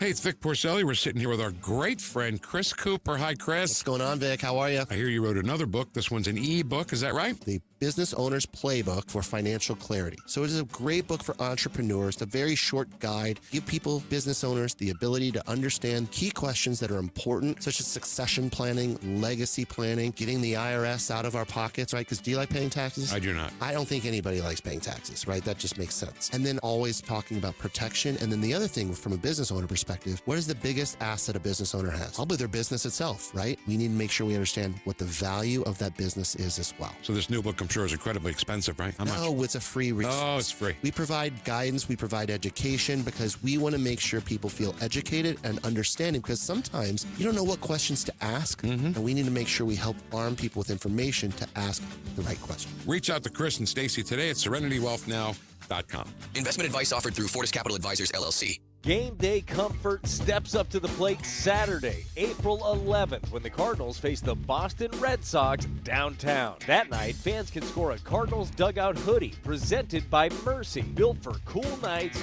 late innings, and early season baseball. It's a classic, easy-to-wear layer you'll reach for all year long. Available in medium or extra large while supplies last. Don't miss this spring matchup. Get tickets and details at cardinals.com/promotions. Every Sunday home game is a Kids Sunday at Busch Stadium. From Team Fredbird and games to a kid-friendly DJ, ice cream, and family favorite activities. Sundays are built for young fans. Plus, select Sundays feature kids run the bases after the game. It's a day made for smiles, memories, and Cardinals baseball together. Make Sundays your family tradition at Busch Stadium. Tickets and details at cardinals.com/KidsSunday. KLDY HD3 Clayton, K270BW Bellefonte, KNBS Bowling Green. This is News Talk STL at 1019, 94.1, and always streaming at NewsTalkSTL.com. Breaking news this hour from Town Hall. I'm Rich Thomason. President Trump is hailing the 2-week U.S.-Iran truce, although it apparently has yet to fully take effect. Sirens in Tel Aviv early Wednesday, while alerts of potential Iranian missiles also sounded across the Gulf region, even after President Trump said the U.S. and Iran had agreed to a 2-week ceasefire. That less than 2 hours before the deadline he'd set for Tehran to capitulate or face what he threatened would be the death of a whole civilization. Iran's Supreme National Security Council said it had accepted the truce, and negotiations with the U.S. would begin in Pakistan's capital Friday. Iran state broadcaster quoted the foreign minister as saying passage through the Strait of Hormuz would be allowed, though in coordination with Iran's military. I'm Ben Thomas. During his current visit to Hungary, Vice President Vance suggested dealing with the Iranians can be quite tricky, to say the least. You have people who clearly want to come to the negotiating table and work with us to find a good deal. And then you have people who are lying about even the fragile truce that we've already struck. Israel says a ceasefire will not keep it from striking Hezbollah targets in Lebanon. It's been doing more of that this morning. Word of the truce has Wall Street futures flying high, along with overseas stock markets, and oil prices have tumbled, dropping below $100 per barrel. Secretary of State Rubio confirming the release of American freelance journalist Shelley Kittleson, kidnapped last week in Iraq. Republican Clay Fuller has won Marjorie Taylor Greene's former U.S. House seat in Georgia. Fuller's special election win bolstering a slim GOP majority in the House. President Trump had endorsed Fuller. And on Wall Street, Dow futures up 1,318 points. The NASDAQ futures ahead 852. More on these stories, townhall.com. The following is a real-life story from Trinity Debt Management. I had a lot of credit card debt, and it stressed me out. But what I thought was a solution turned out to be a problem. I kept hearing ads about debt settlement that seemed too good to be true. And actually, it was. When I called, they told me to stop paying my bills. That didn't sound right to me at all, so I hung up. Later, I found out that debt settlement is bad, real bad. Then I learned that there is a right way to pay off your credit cards.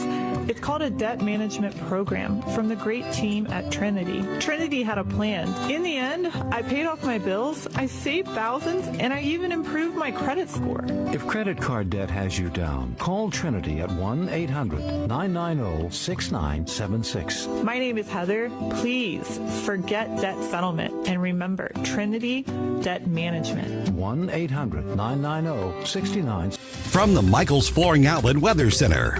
Good morning. I'm First Alert 4 meteorologist Chance Scotch, and we're going to be tracking a warmer day, a little bit breezier. Highs eventually back towards the mid-70s, widespread. Going to be seeing winds gusting up to 25 miles per hour out of the south. Then into Thursday, mostly sunny skies. Could be seeing a stray shower or two, but the bulk of us remain dry. By Friday, increased chances of widespread showers, then a couple isolated chances of showers and storms Saturday, Sunday, with increased chances into early portions of next week. From the First Alert 4 Weather Center, I'm meteorologist Shane Scotch. This hour of News Talk STL is brought to you by Rodney and Jen Wallner and the entire Wallner home selling team at Berkshire Hathaway. Call them today at 314-810-SOLD. 314-810-SOLD. This year, America turns 250, and News Talk STL is celebrating our nation's semi-quincentennial all year long. News Talk STL, #1 for live and local Soros-free talk, with proud supporters of our 250th birthday celebration. Freddy's Market, Iron Bear Customs, and STL Windows and Doors.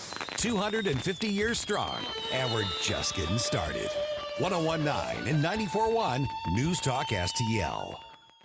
Everyone deserves a safe place to call home. Cedar Oak in High Ridge is a unique ministry providing more than just shelter. They offer hope, support, and a compassionate community for individuals rebuilding their lives. Since 2023, they've helped those facing housing challenges, especially when addiction has been part of their journey. At Cedar Oak, you'll find personalized care, empowerment, and real long-term solutions. Take the next step. Visit cedaroak.org. Cedar Oak, where new beginnings take root.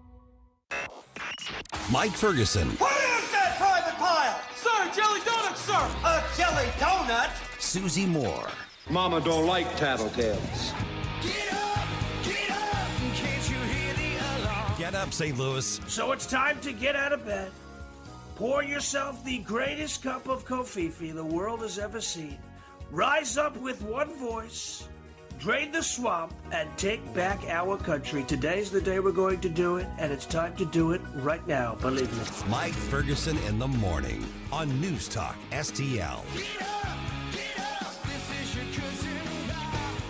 Okay, grooming kids for sex is now illegal in Missouri as of yesterday. It should always have been. It was not always illegal, but don't get mad at like government lawmakers because it just wasn't defined. The abuse of kids, of course, has always been illegal and prosecuted pretty aggressively.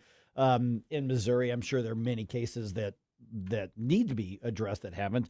But the governor signed 3 bills into law yesterday, the first ones of 2026. Okay. And among those is a law that now defines from a criminal perspective what grooming is. All right. Because that was never on the books before. So like you could say, what's grooming somebody, and then it leads to the abuse, and then the abuse is prosecuted. Well, that's still prosecuted, but now somebody could if they're trying to get a kid into that sort of vulnerability, they could be prosecuted. I feel like it's one of those concepts that has kind of become more understood in recent years. Like everybody understands what child sexual abuse is, right? Or sexual abuse in general, but just particularly with kids. Yep. And the grooming aspect of it, as a concept, has really just come to the forefront over the past, decade and a half. Well, especially as all of the ways to get around parents, technologically, has for sure. happened. I mean, it's called Evie and Sophie's Law. That's what the bill was named, and this was named after 2 Missouri teenagers. Madison Royer discovered a man in his 50s and was manipulating her younger sisters, and I guess that's Evie and Sophie. And she learned that Missouri was one of 36 states that does not define grooming by law. It just doesn't define it. No longer. So essentially, what you've got here is that it just gives prosecutors new tools to charge offenders. So this is going to go into effect, as most laws do. They go into effect in August. That's not immediate. August 28th. Right. And so the quote in the article on Channel 4, let's see here, Madison says, by creating this anti-grooming law, we're looking to address these gaps that make it so children can be protected from enticement, can be protected from grooming. So grooming, essentially, let me give you the Cliff's Notes version, pattern of predatory behaviors, compliments, gift giving, intending to lure a minor into a romantic or a sexual relationship. So here's the question: is the act itself, the abuse? Obviously, there's clear laws on that in Missouri. And is there from a legal perspective potentially any issues with? Well, you know what? You bought him lunch, so you gave him something. Even if you're creepy, the prosecutors must now say that was with the intent of. It you know what? It could be difficult. It could be one that's difficult to actually prosecute and find someone criminally liable. Get beyond a reasonable doubt, because it seems to me like it might get into those situations where there's some ambiguity. Yeah, and impropriety, generally speaking, isn't going. You can't say that's illegal, right?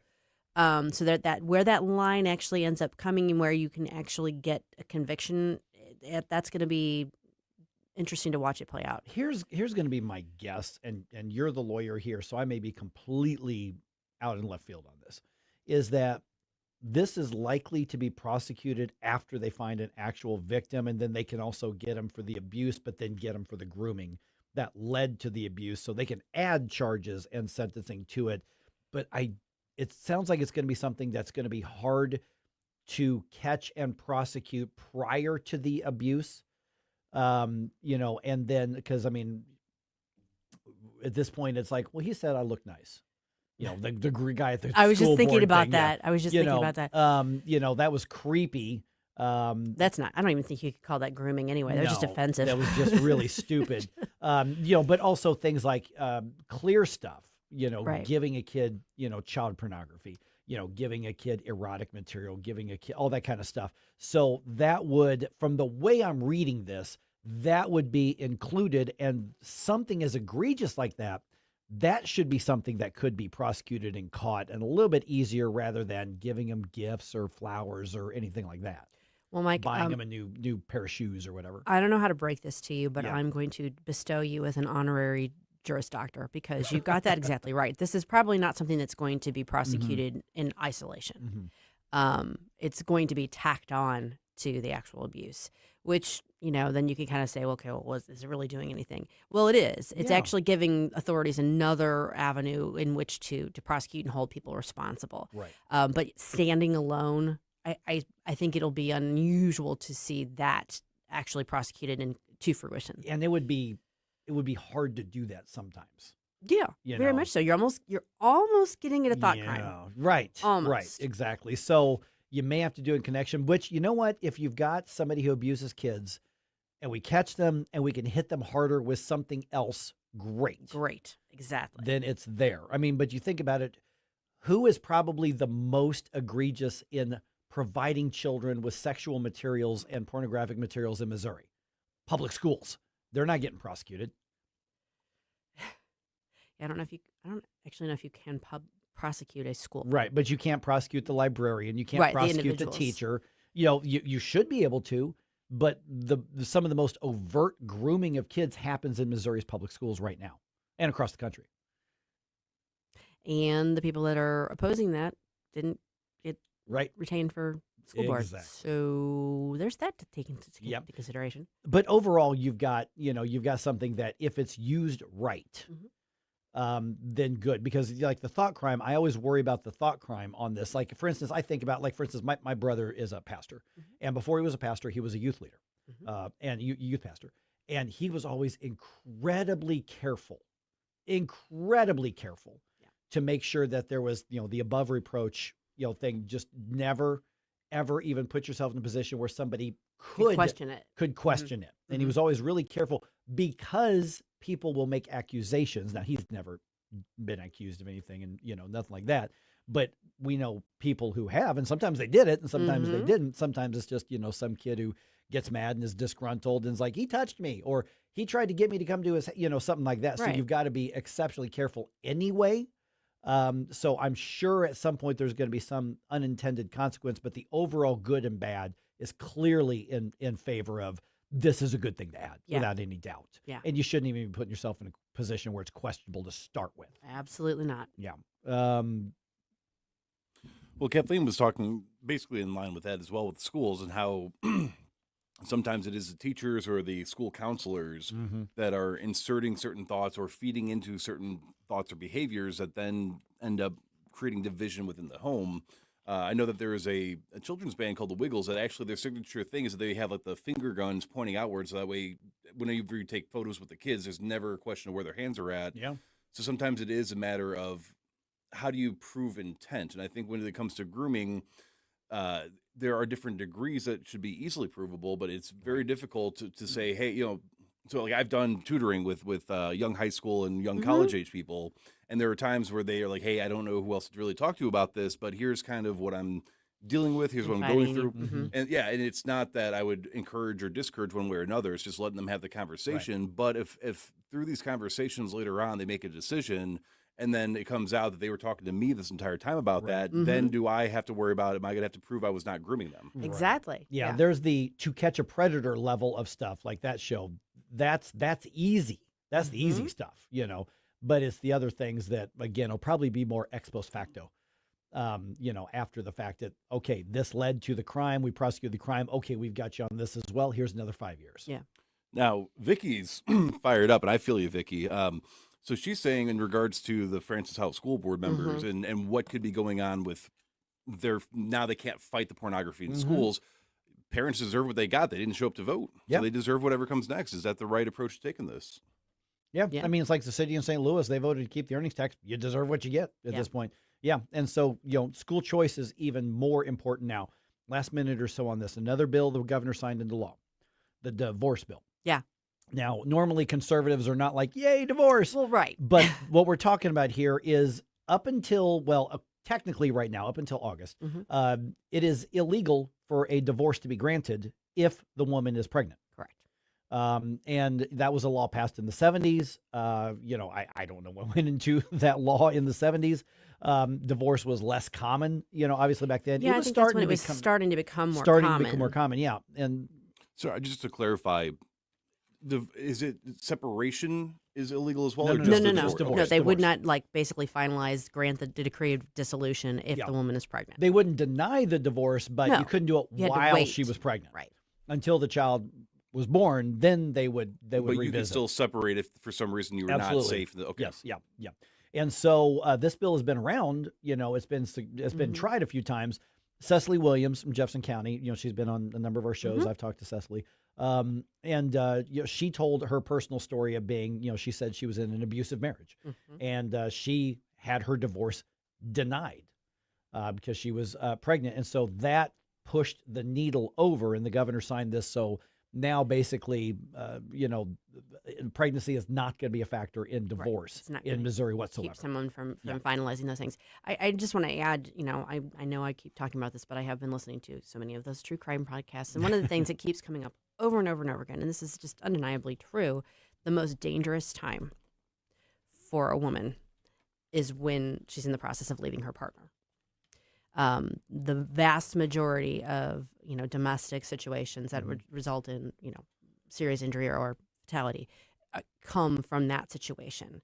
And imagine putting on top of that, being a young mother, having small children, being pregnant. So you've already got other things that you have to worry about too. So it's good that this is a good law that should have been passed. Yeah, I mean, it's not that divorce is good, right. but if someone needs to get away from an abusive relationship, this needs to be able to happen. And it will also, there will be many other divorces that have no abuse in them. They just don't like each other Absolutely. anymore. And she happens to be pregnant, with a variety of other things. But in this case, that law was used in these cases. And, listen, divorce is not good. Divorce is bad. No. It really is. But, if two people don't want to be married or somebody doesn't want to be married, it's not the government's job to say you must do it.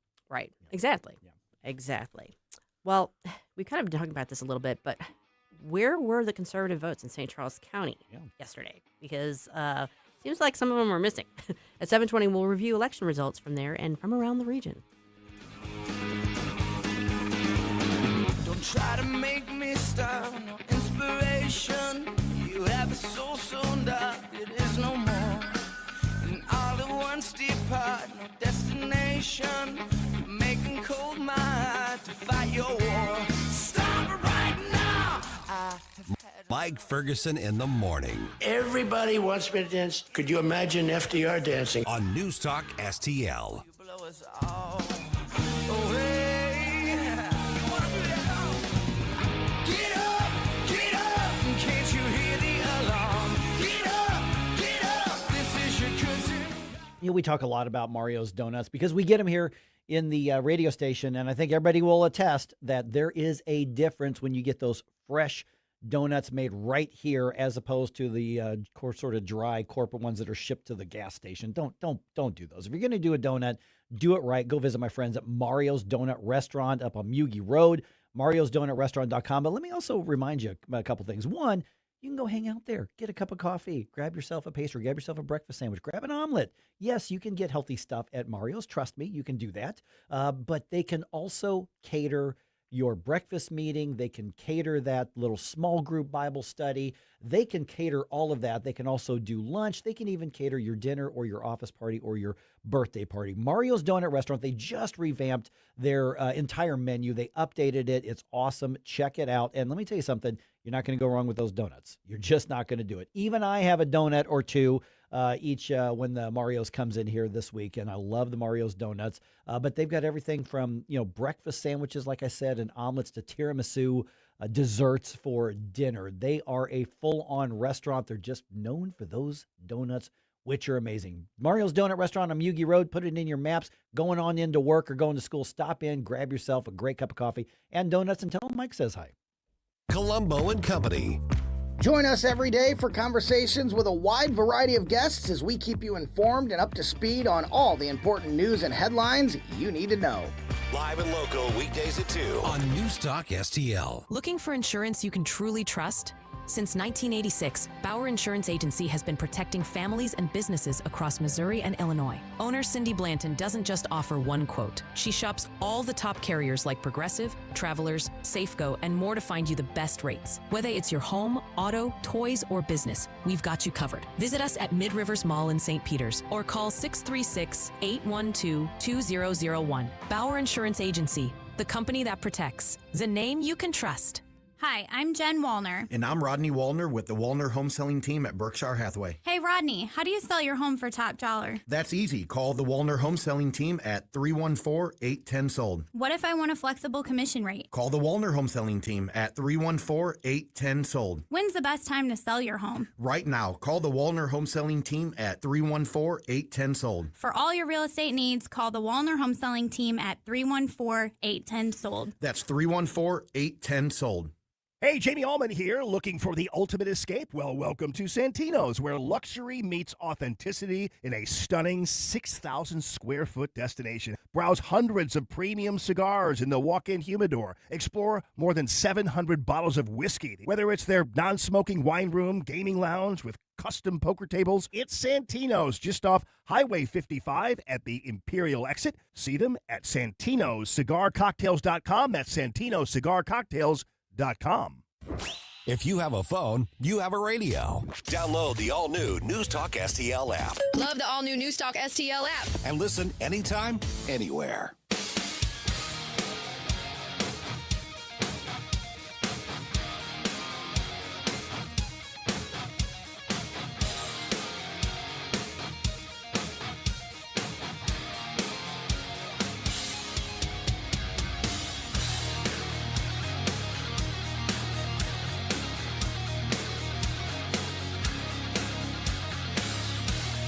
This is Kirk Hilsinger, chairman of the St. Louis City Republican Party. Connect with us at stl-gop.com. And now back to Mike Ferguson in the morning on News Talk STL. A lot of people around the area talking about what happened to St. Charles. I mean, conventional wisdom says St. Charles is a red area. You know, Democrats need not apply. You know, this is a conservative area, but that's not how St. Charles voted yesterday. Nope. It's not. 722 right now. Also, I want to get to this thing in Festus. Did you see what happened in Festus? I heard about it. I didn't Okay. actually The dig in. data center thing, people are really angry over that. Now, you know, we've had a lot of conversations about data centers and what's the reality to them, what's the myth of them, and that sort of thing. A lot of people are acting, you know, based on fear, and I don't know that everybody has all the facts, but some people, they research it and they still don't like it. Okay, that's fair, you know. But what happened in Festus kind of sent shockwaves through that part of Jeffco as well. So we'll start in St. Charles County. We're going to get to Jeffco here as well. It is 722 right now. That's Susie. That's Jerome. My name is Mike. Francis Howell School District voters. What were you thinking? Yeah, I mean, one, when the candidates run on slates, unofficial slates, which is what we had, because there could have been any mix of candidates elected in there, but they run basically on slates. So you had the slate of those who are conservative, the ones on the right, and then you had the slate who were the establishment teachers union, NEA supported left. And it was a pretty clear line. The voters in the Francis Howell School District chose the left. Yep. And all the conservatives were trying to do was hold serve so that they only had a 1-seat minority. Right. Now, These were the incumbents. right. Well, Jane was. Jane was the incumbent. Yeah, Okay. yeah. So, Lauren and David were obviously trying to win Get seats onto the to board. replace other conservatives who are not going to be back on the board. So now what you have here is essentially the entire Francis Howell School District in a fairly red area, a red area of a red county in Francis Howell. It is now completely going to be owned by the left. So the teachers unions have to be happy. The administrators have to be happy. The LGBT activists have to be happy. The Black Lives Matter activists all of these have to be thrilled with those results. And I know there's somebody watching and listening to us right now going, well, I never thought of it that way. Maybe you should have. I just thought that I was voting for the ones who just support public schools because that's the messaging that they got. Right. But now remember what a lot of these battles was over the LGBT indoctrination, was over the pornography in the libraries, was over the social justice warrior-y stuff, was over the pronouns, was over the bathrooms. That's what Jane's been fighting this whole time, and voters rejected the common sense conservatives thing. So it's not that Lauren and Jane and David were unclear about what they stood for. They stood for very clear principles. Voters said no to that in St. Charles County. I think that a lot of people in the St. Charles area still have that idea that they are at this deep red area. And to PMS's credit, in our chat box on Rumble, he's been saying for a very long time, raising the alarm, that it's become more purple, more blue in a lot of areas. And I think that, he's absolutely vindicated in this, because it looks like the blue people were the ones that showed up the other day. I think it's that, because obviously you have the continued expansion, people from St. Louis County, Right. moving further west, that sort of It's thing. like So California going to Texas. Exactly. And they bring their stupid ideas. You have that. But you also have this concept that is, I think, ingrained in us, particularly those of us who were products of the public school system, that public schooling and public education is this innate good. Mm-hmm. And anything that supports it must be supported, as opposed to quality education, whether that's public, private, homeschool, whatever it is, being the good. So there's this sort of knee-jerk reaction to protect our public schools. I mean, I even have that. I of course, benefited from going, from attending a good public school district, but definitely probably doesn't align with me politically these days, a lot of the leadership there. But I just think there's this innate sense that you have to protect the schools. Right. So people kind of clamor for that, and I think they gravitate towards that messaging. Yeah, they did not run on a platform of more pornography for kids. No, no. They didn't run on a platform of George Floyd endorsed. No. That's not what they did. That was the covert. That's going to be basically the result. Yeah. Is that they now don't have to deal with these pests who want to get rid of books that, teach kids how to have gay sex in the fourth grade. And so that's going to be the end result. But yeah, I think that's the messaging exactly, Susie. That's exactly the messaging that I think people are up against on this. I am one of those that after all these years of covering these things, I mean, going back to my days as a journalist when I was still doing newspapers back in the day, I covered public schools. I covered a couple of different districts in addition to a city hall. And so I'm particularly jaded from my, almost 30 years in the news and the media industry. Because I just kind of assume that they have bad intentions until they show otherwise, and then I'm pleasantly surprised if they don't. And then during the time that Rachel's boys were still living at home, and the stories that they would bring home from the Maplewood Richmond Heights School District were horrific.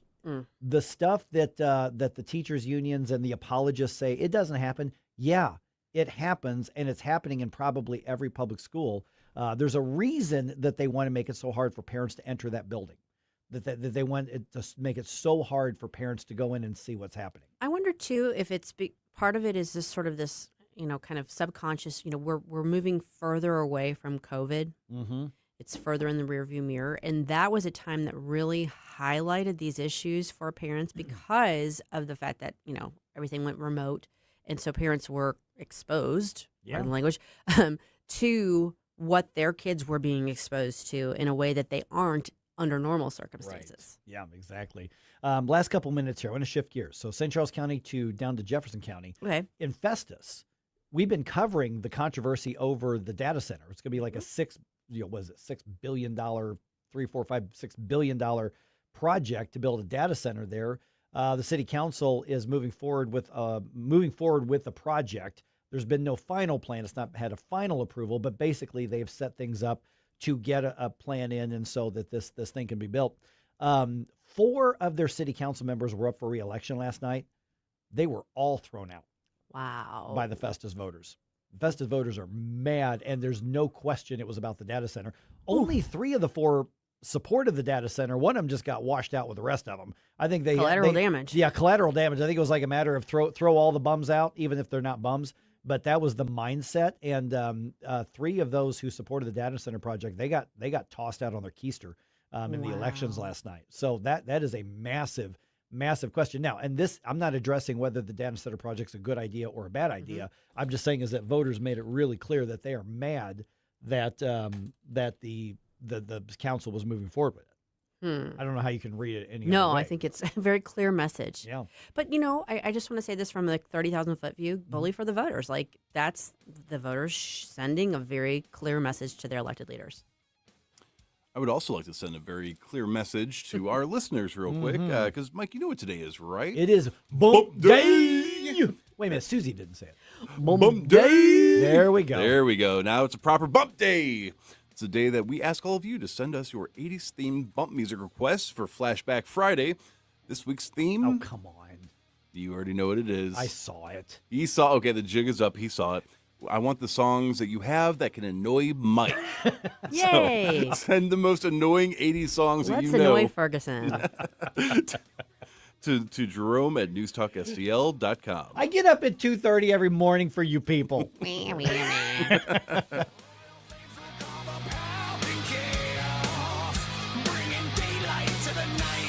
From the Michaels Flooring Outlet Weather Center. Good morning. I'm First Alert 4 meteorologist Chance Scotch, and we're going to be tracking a warmer day, a little bit breezier. Highs eventually back towards the mid-70s, widespread. Going to be seeing winds gusting up to 25 miles per hour out of the south. Then into Thursday, mostly sunny skies. Could be seeing a stray shower or two, but the bulk of us remain dry. By Friday, increased chances of widespread showers, and a couple isolated chances of showers and storms Saturday, Sunday, with increased chances into early portions of next week. From the First Alert 4 Weather Center, I'm meteorologist Shane Scotch. Your business moves fast. PRI Global keeps it moving smarter for almost 30 years, delivering top tech talent to help companies grow stronger, custom applications, simplifying your operations, securing your data, modernizing your business from the cloud up. And with Prismatic, you're going to get real-time insights, automated workflows, people, process, platform. PRI Global delivers all three. PRIGlobal.com. Larry Connor's Commentary, brought to you by Vincent's Jewelers, offering a wide selection of jewelry, including lab-grown diamonds, affordable earrings, bracelets, necklaces, and rings, up to 75% off their natural counterparts. Visit Vincent'sJewelers.com. This is Larry Connor's Commentary on News Talk STL. The rescue of a downed pilot recently deep inside Iran involved a special unit known as PJs, Pararescuemen. Now, taking nothing away from SEAL teams, Delta Force, Marine Recon, Green Berets, PJs specialize in combat search and rescue. Plus, they carry extensive medical gear and, if needed, can even perform surgery. The pilots are trained in SERE, S-E-R-E, survival, evasion, resistance, and escape. And hopefully that gives them a chance. A former A-10 pilot who was shot down 20 years ago during the Iraq War said her SERE training was one thing, but when you have to eject into enemy territory, you have to rely on your training, the SERE training. And she pointed out that a downed pilot has to basically effect their own rescue. In other words, do everything you can to be a good survivor. So the PJs or others can find you, treat you if necessary, and rescue you. She says all this training is valuable, but when you're on the ground, surrounded by the enemy, it is a whole different environment. Get more Larry Connors on Larry Connors USA. Tonight at 6 on News Talk STL. Tired of settling for generic fishing gear? Say hello to Bullseye Bait and Tackle, O'Fallon's one-stop shop for serious anglers. Live bait, premium tackle, rods, reels, and an unbeatable selection of lures from top brands like Megabass, Zoom, and Berkley. Whether you're after bass, catfish, crappie, or bluegill, they've got the gear to help you land the big one. Plus, their expert team, led by Mark and Liz, provides rod and reel repair services. Bullseye Bait and Tackle, 266 Fort Zumwalt Square, or at bullseyebaitandtackle.net. 1949, the last time a Republican held the top post in St. Louis City. A gallon of milk was 84 cents and streetcars ran down Grand Avenue. Unfortunately, St. Louis City streets are no longer the epicenter of family and business life. In the 80 years of Democrat control, our city has been on a steady decline. Hello, Kirk Ilsinger, chairman of the Republican Party for the city of St. Louis, and we believe it is our duty to provide a different path forward. I invite you to our meetings the first Thursday of every month. Learn more at stl-gop.com. Paid for by St. Louis City Republican PAC. Curtis Farber, Treasurer. Missouri's laws are clear. Unregulated gaming devices are illegal. Companies have been telling businesses that gray market machines are legal. That's wrong. Don't be scammed. If you have these devices at your business, you could be subject to criminal and civil penalties. Unplug and remove these devices today. If you've been approached to host illegal gaming machines, call now. 800-523-1434 or visit ago.mo.gov. Sponsored by the Attorney General's Office. Here's my problem. Completely agree with your sentiments. He talks about we're divided. Well, yeah, we are. And we need to wake up as a country and realize what's going on. 101.9 and 94.1. Number one for conservative talk. News Talk STL.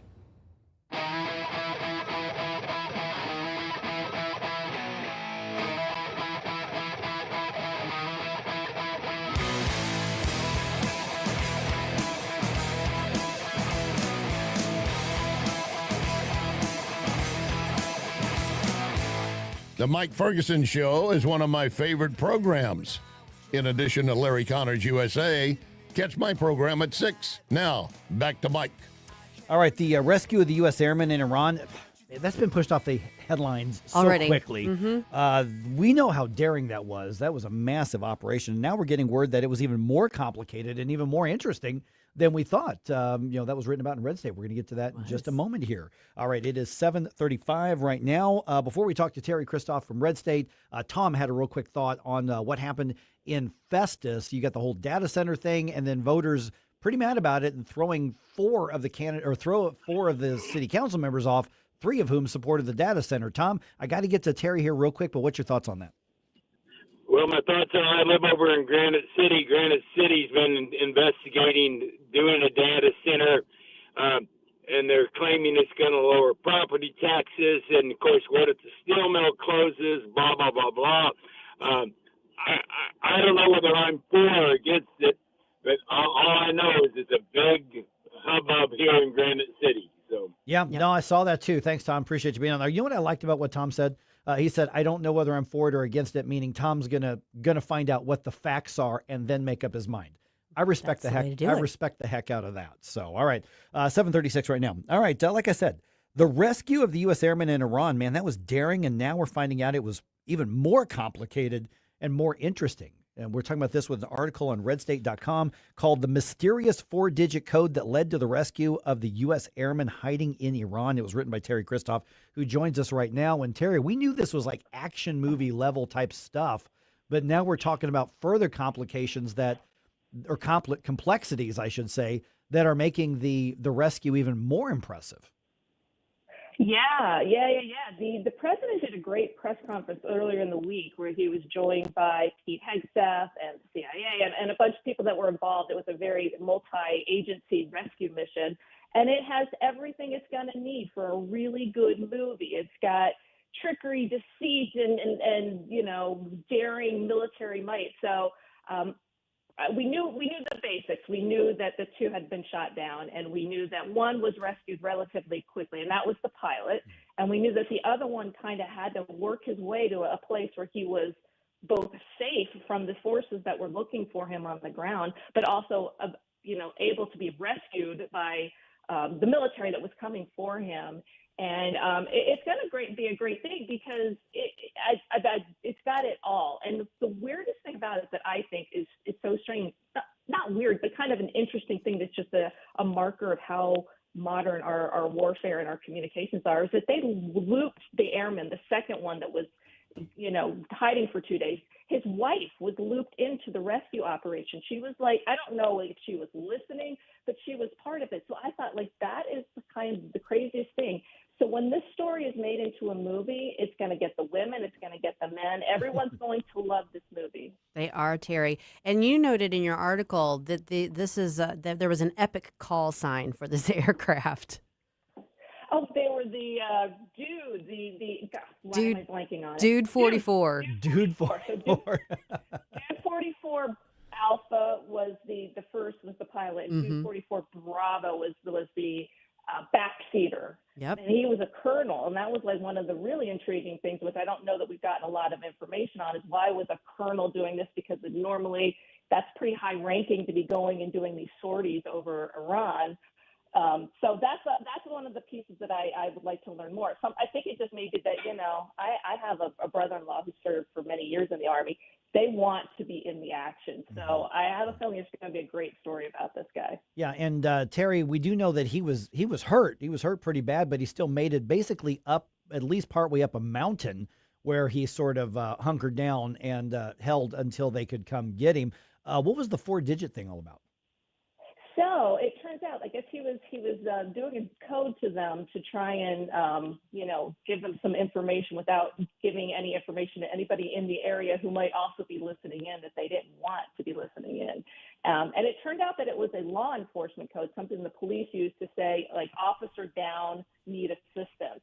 And it took them a minute to figure out what it was, but at that point they knew that, okay, this is an American giving us, this kind of a standard code.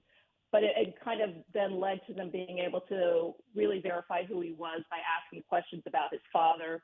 And so they were very, very quickly able to determine that it wasn't somebody pretending and, and some sort of trap that was being set. I think the interesting part that's going to make the story really great is the role of the CIA, which we kind of heard about over the weekend, but it was like, what's the CIA doing? Because I think probably have written before at RedState that like the CIA isn't known to be really deeply entrenched in Iran, and we use Mossad to get our information. But apparently we're more deeply entrenched than we thought, and they did a sort of, disinformation campaign where they had the Iranians running in like 7 different directions, just completely confused about where the 2 airmen were. So it's an all-American operation, and I think we'll probably learn some more interesting details about it. But just an amazing job by our troops, it's a huge effort to save these 2 guys and not leave a man behind, which I think the president really emphasized that was not going to happen on his watch. What was the platform that messaging was happening on? I mean, it wasn't like he just had a cell phone or something like that. How were they communicating? Because you mentioned trying to make sure that other people basically couldn't decipher what was actually being said and that sort of thing. So what was it that they were talking on? Now I'm gonna have to defer to Susie on this. Yeah. Because I know they're using something new, a newer state-of-the-art thing. I don't think we're allowed to know that. We're not allowed to know that? Oh. I think, well, he had a locator beacon. He did have that. I think he had some standard communications equipment, but I think there was another layer to it that is something that maybe the everyday people shouldn't know about. But I don't know what it is because I know there's an article out there. I didn't read what it was because some things can be made a mystery. I think he had all the standard stuff. I think there were multiple ways that he could get in touch with somebody, and he had a locator beacon, so they were pretty sure, within a decent area where he was. And then I think he had standard communications, and then there's this other thing. But I think maybe it needs to be a secret. Yeah.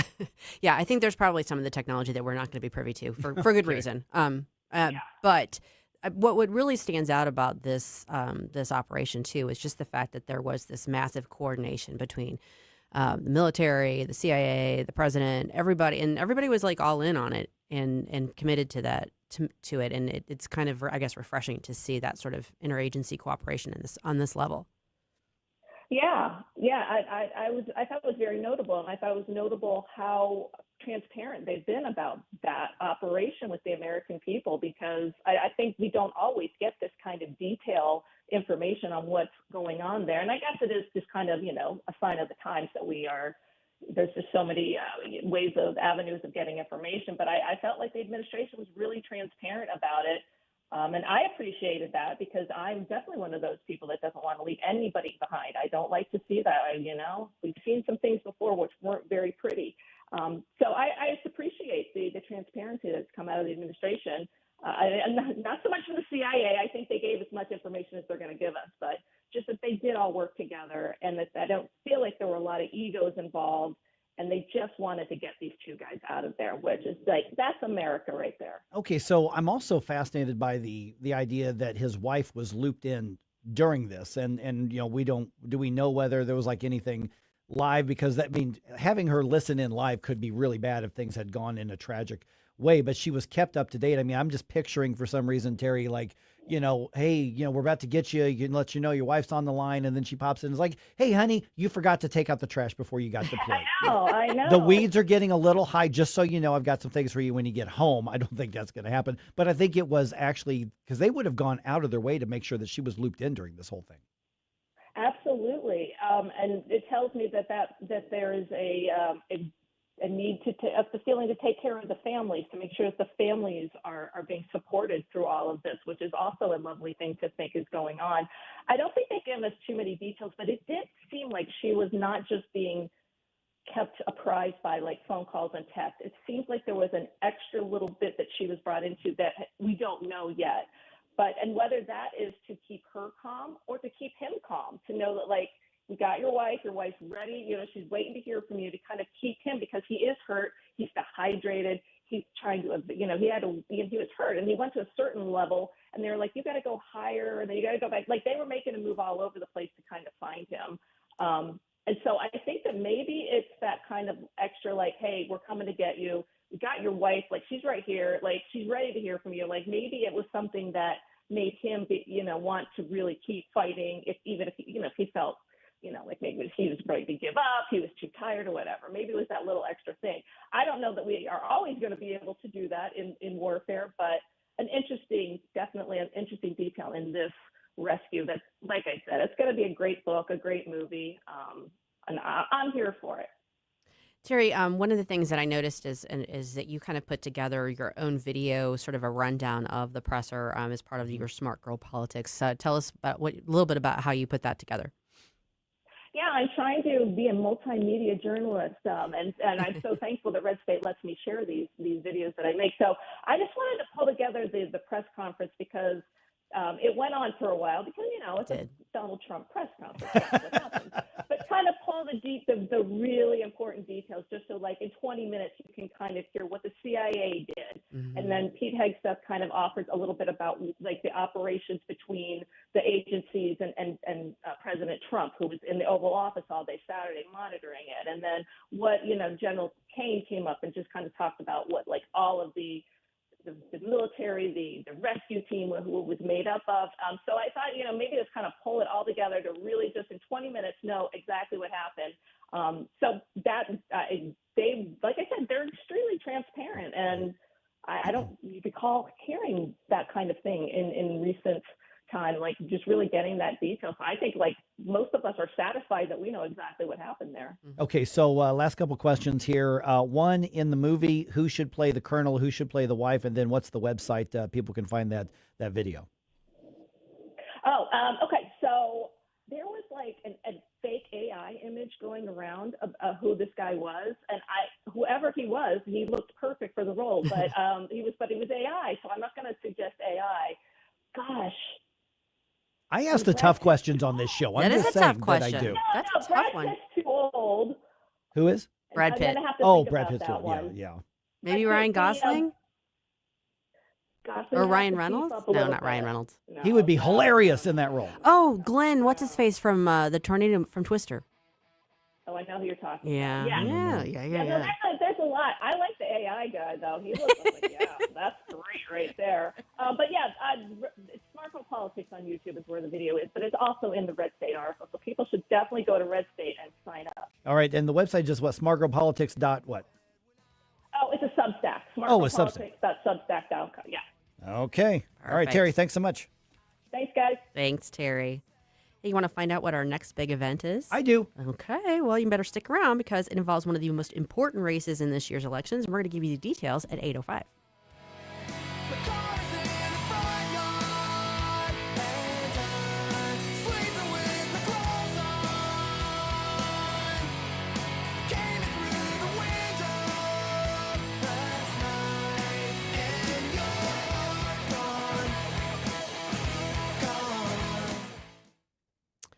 I'm going to talk to you about windows. Susie Moore here. Talk to you about Window World windows, which are one of only 2 replacement windows with the Good Housekeeping seal of approval. They're also ranked number 1 in the country for number of windows sold by Qualified Remodeler magazine.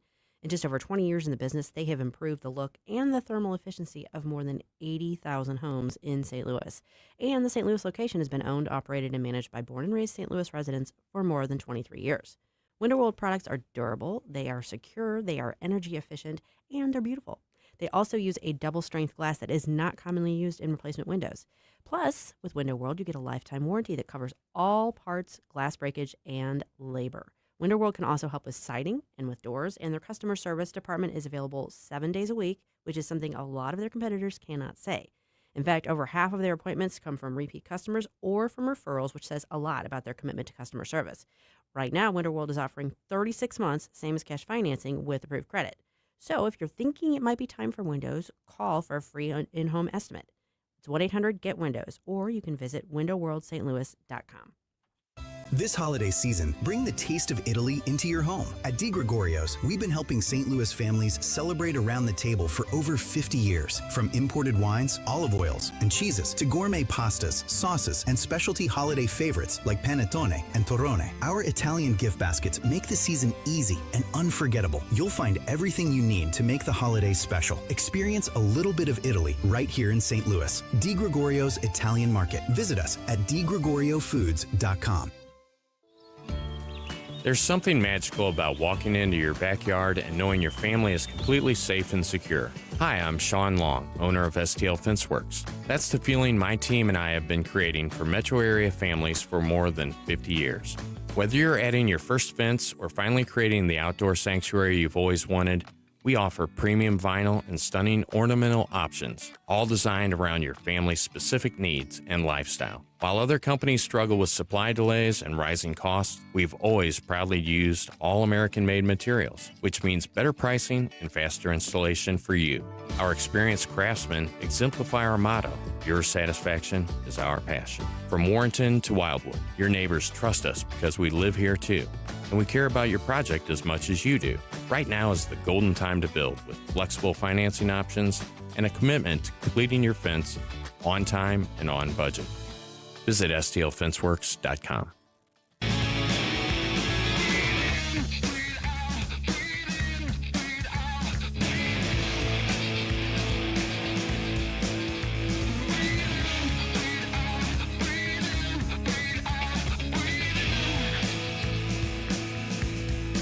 Good morning, St. Louis. Hey, it's Vince from The Vince Show right here on News Talk STL every weeknight at 8. Right now, it's back to Mike Ferguson on 101.9 and 94.1 News Talk STL. Yeah, we'd have these things that'll pop up in the news from time to time. It's kind of red meat for conservatives regarding that's gross, that's immoral, you shouldn't be doing that sort of thing. Talking about like the so-called all-ages drag shows that you would see, you know, sometimes like we had stories of, drag shows where kids were brought, on a Saturday afternoon, and it was all ages, and we would rip on the parents who were letting their kids be around this, because you'd see the video of the performers, air quotes, shaking their groove thing in front of kids, and kids giving them dollar bills and all that kind of stuff. And then, of course, there have been some of these in libraries and community centers and things like that. And so those could become illegal in the state of Missouri. Oh. Right. Okay. So there's a Missouri Net has an article that I found on this, and the headline is Adult Cabaret Bills Await Missouri Senate Committee Vote. Now, this doesn't look like it's one of the bills that are fast-tracked, but it's in the process of it right here. So there are two bills that are almost completely identical.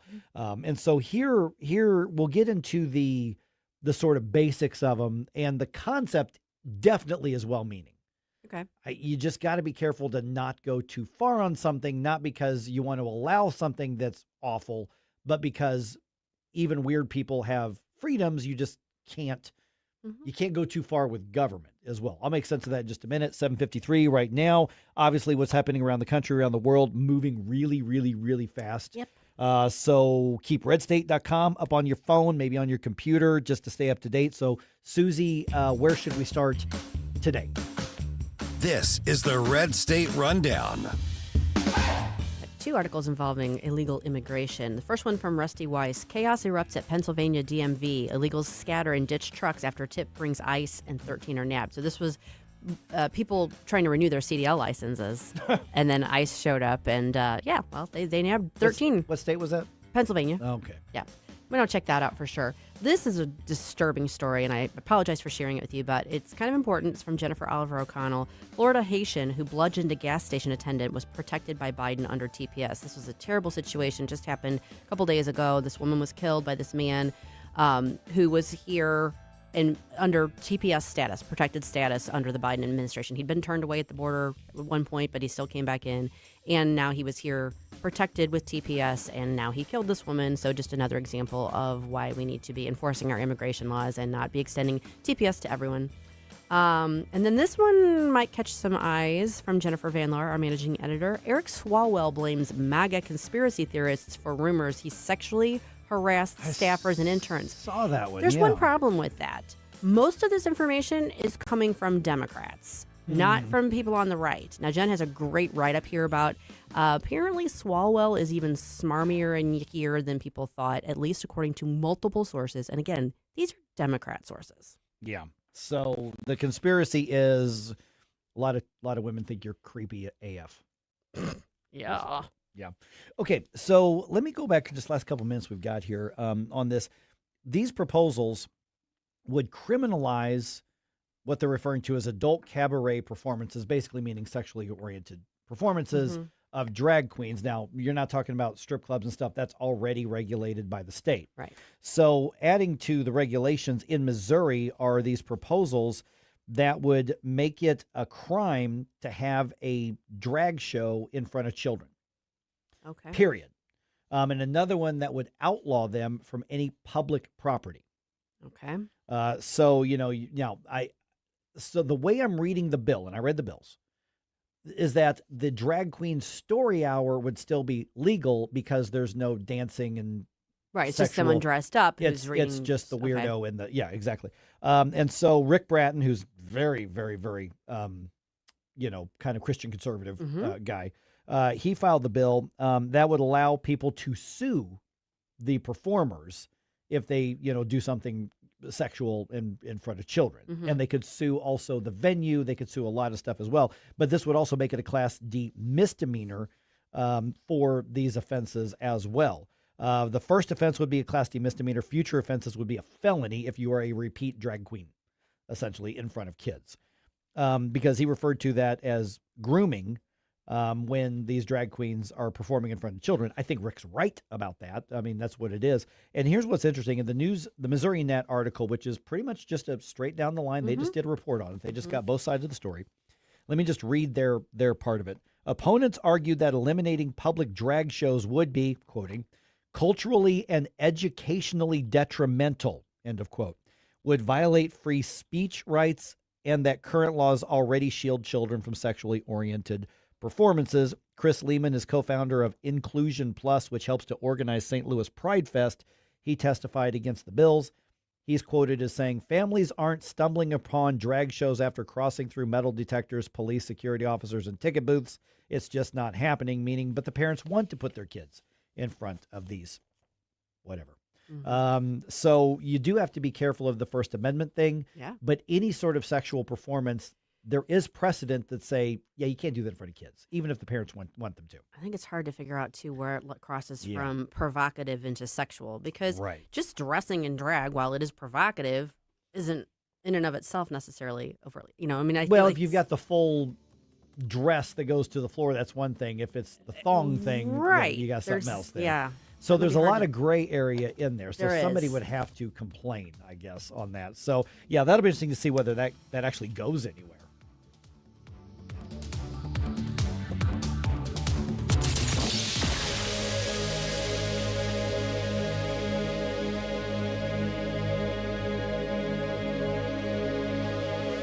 Kathy Connor from Connor Roofing is here. Kathy, how you doing? Good. Hi, Vic. When you need a roof, I don't want to call a stranger. I want to call you. Yeah, thanks. At Connor Roofing, we're more than just a roofing company. How long you been doing it? Since 1993. And year after year, storm after storm, you guys are always there. Because this is our home, too, Vic. Our kids go to school with your kids. We cheer for the same teams. Go Blues! So support your neighbors. Call Connor Roofing at 314-375-7475 or CONNER roofing.com. Thanks, Vic.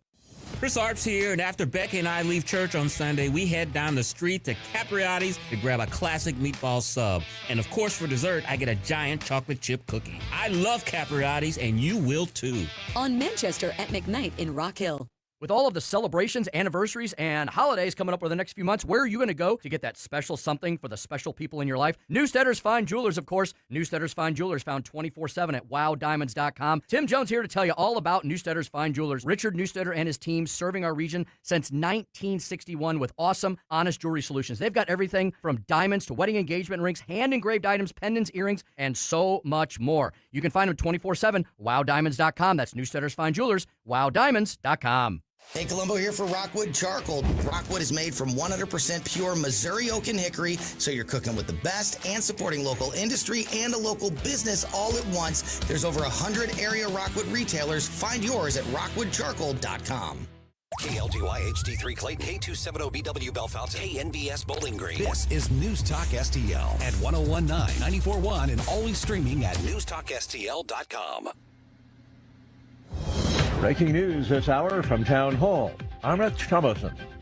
Secretary of War Hegseth says President Trump could have crippled the entire Iranian economy in a matter of minutes, but chose mercy when he agreed to the 2-week ceasefire and further negotiations. The War Secretary's take is echoed by Vice President Vance. What the president has also shown is that we still have clear military, diplomatic, and maybe most importantly, we have extraordinary economic leverage.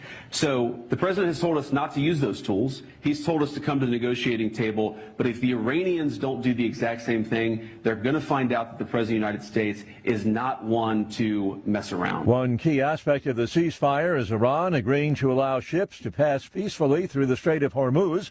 And also this morning, President Trump says the U.S. will be working with Iran to dig up enriched uranium buried by last summer's airstrikes. And Mr. Trump, while not mentioning China or Russia by name, threatens punishing tariffs against any nation that tries to rearm Iran during the ceasefire.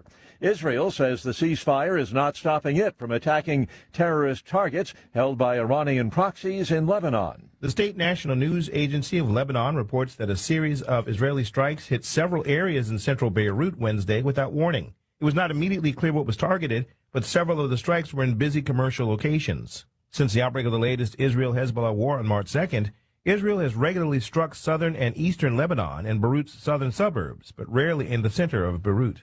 There was no immediate report on the number of casualties. Bernie Bennett reporting. Georgia's 14th congressional district seat will stay in GOP hands. Clay Fuller has won a special runoff election to fill the seat vacated by Marjorie Taylor Greene. Watching Wall Street, Dow futures are up 1,239 points. The NASDAQ futures ahead 842 points. More on these stories, townhall.com. The following is a real-life story from Trinity Debt Management. I had a lot of credit card debt, and it stressed me out. But what I thought was a solution turned out to be a problem. I kept hearing ads about debt settlement that seemed too good to be true. And actually, it was. When I called, they told me to stop paying my bills. That didn't sound right to me at all, so I hung up. Later, I found out that debt settlement is bad, real bad. Then I learned that there is a right way to pay off your credit cards. It's called a debt management program from the great team at Trinity. Trinity had a plan. In the end, I paid off my bills, I saved thousands, and I even improved my credit score. If credit card debt has you down, call Trinity at 1-800-990-6976. My name is Heather. Please forget debt settlement and remember Trinity Debt Management. 1-800-990-69. From the Michaels Flooring Outlet Weather Center. Good morning. I'm First Alert 4 meteorologist Chance Scotch, and we're going to be tracking a warmer day, a little bit breezier. Highs eventually back towards the mid-70s, widespread, going to be seeing winds gusting up to 25 miles per hour out of the south. Then into Thursday, mostly sunny skies. Could be seeing a stray shower or two, but the bulk of us remain dry. By Friday, increased chances of widespread showers and a couple isolated chances of showers and storms Saturday, Sunday, with increased chances into early portions of next week. From the First Alert 4 Weather Center, I'm meteorologist Shane Scotch. This hour of News Talk STL is brought to you by Stifel, serving investors for over 130 years. Contact your Stifel financial advisor at stifel.com. That's STIFEL.com. 1 in 4 women will have an abortion before the age of 45 in this country. That's the tragedy we must work to stop. Mike Ferguson from The Morning Show here, and that is why Reach Reproductive Health is here, to empower parents to save the lives of innocent children and to see these families come to Christ. And you can be a part of saving and changing lives. So pray and visit outreachforlife.org to learn more, volunteer, and donate. That's outreachforlife.org. The party happens Saturday in Troy. Mike Ferguson here, and my friends at Whistle Pig Outdoors invite you to the Gobbler Gear Up. It's in the parking lot. Come for the authentic gumbo and crawfish broil, the live music, and over $5,000 in raffle prizes. And all turkey gear and clothing, 20% off. The Gobbler Gear Up is free, and it happens Saturday from 9:30 to 4:30 at Whistle Pig Outdoors, 651 Main Street, and whistlepigoutdoors.com. Mike Ferguson. Big guy, one of the biggest in the world. Susie Moore. Do you think he's ready? He's not ready. Can't you hear the alarm? Get up, St. Louis. I have a feeling that by the end of this evening, I'm going to be blamed for everything. Mike Ferguson in the morning on News Talk STL.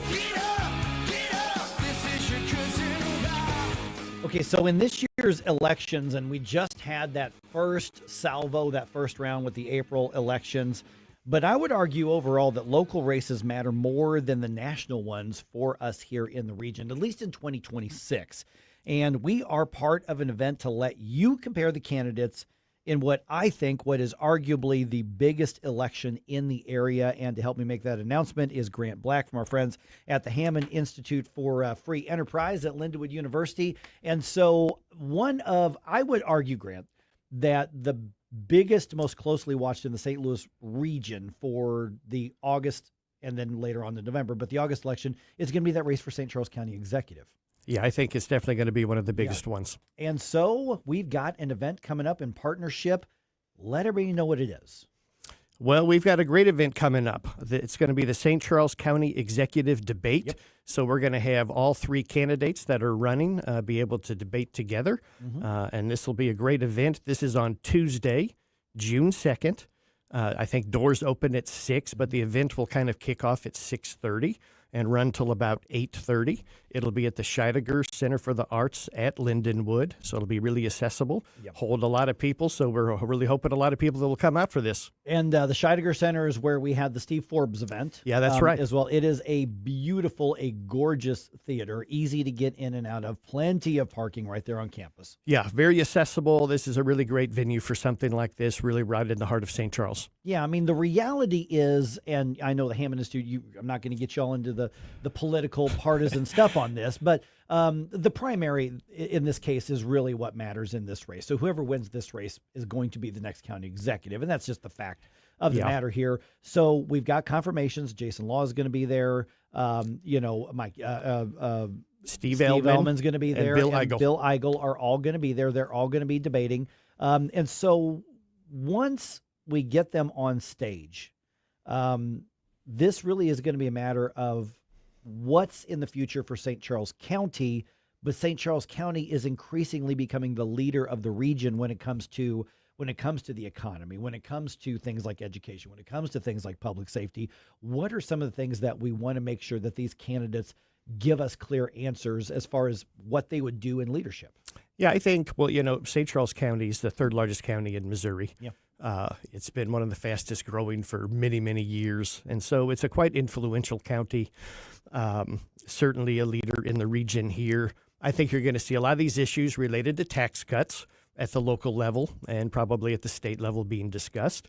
I think a lot about quality of life. So continued, emphasis on, safety, amenities, those kinds of things. And I think a big one's going to be the sort of future directions of development. Right. And I think this is where a lot of the debate kind of is, what people are sort of thinking, what kind of development do we want? Are we just rushing to develop everything? What should this look like? Sort of the pace of things, the kinds of businesses and things to bring in. So I think that's where a lot of this discussion will be. Yeah, and from an economy perspective, Grant, I mean, like you said, St. Charles County is growing. There are more people who want to go there than there are places for them to go right now. And all three of the candidates seem to be agreed in a couple of areas. They don't want a bunch more of apartment complexes, for instance. That's part of the development that they all seem to be agreed on. Yes. Yeah. And so you've got an interesting situation of St. Charles County is going to grow economically. It is going to grow developmentally. It's a question of what's the best way to do it. And obviously you all study economics and you just study all this stuff at the Hammond Institute for Free Enterprise.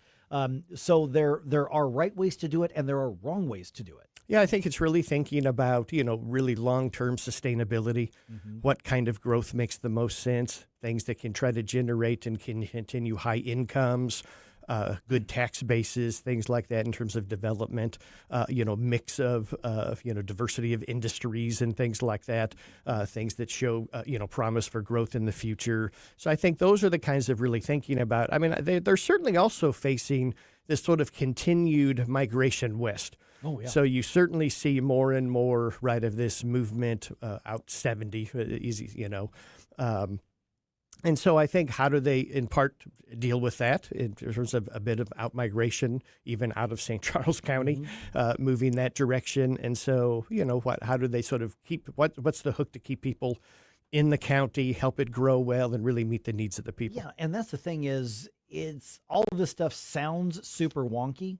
Now, all three of these candidates are pretty good about putting them in like layman's terms and things like that. So, they're complicated and important measures because everything is changing so rapidly at this point. But what are the principles just from that free market perspective? Because that's what you all specialize in, the Hammond Institute for Free Enterprise.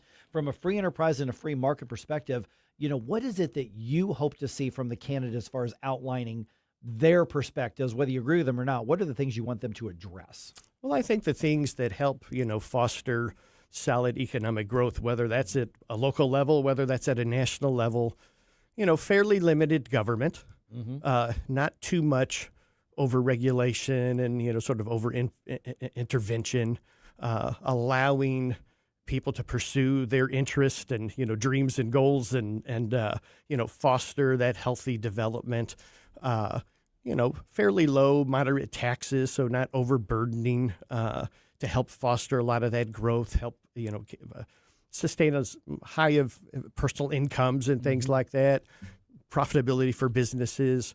Those kinds of principles, I think, are the things that really matter a lot. Yeah, and those are the things that take us from that detailed spreadsheet policy complexity sort of thing to this is about the quality of life. This is about, I want to buy a house here. Maybe I want to start a family there. I've got the dream of starting this business here. And you do that based on all of those complexities, but then it's all about living out those dreams. And I think somewhere in between there, events like this are what connects people to the end result, people to the dream versus just trying to understand the complexities and the numbers. Yeah, I think, this quality of life issue is a big one.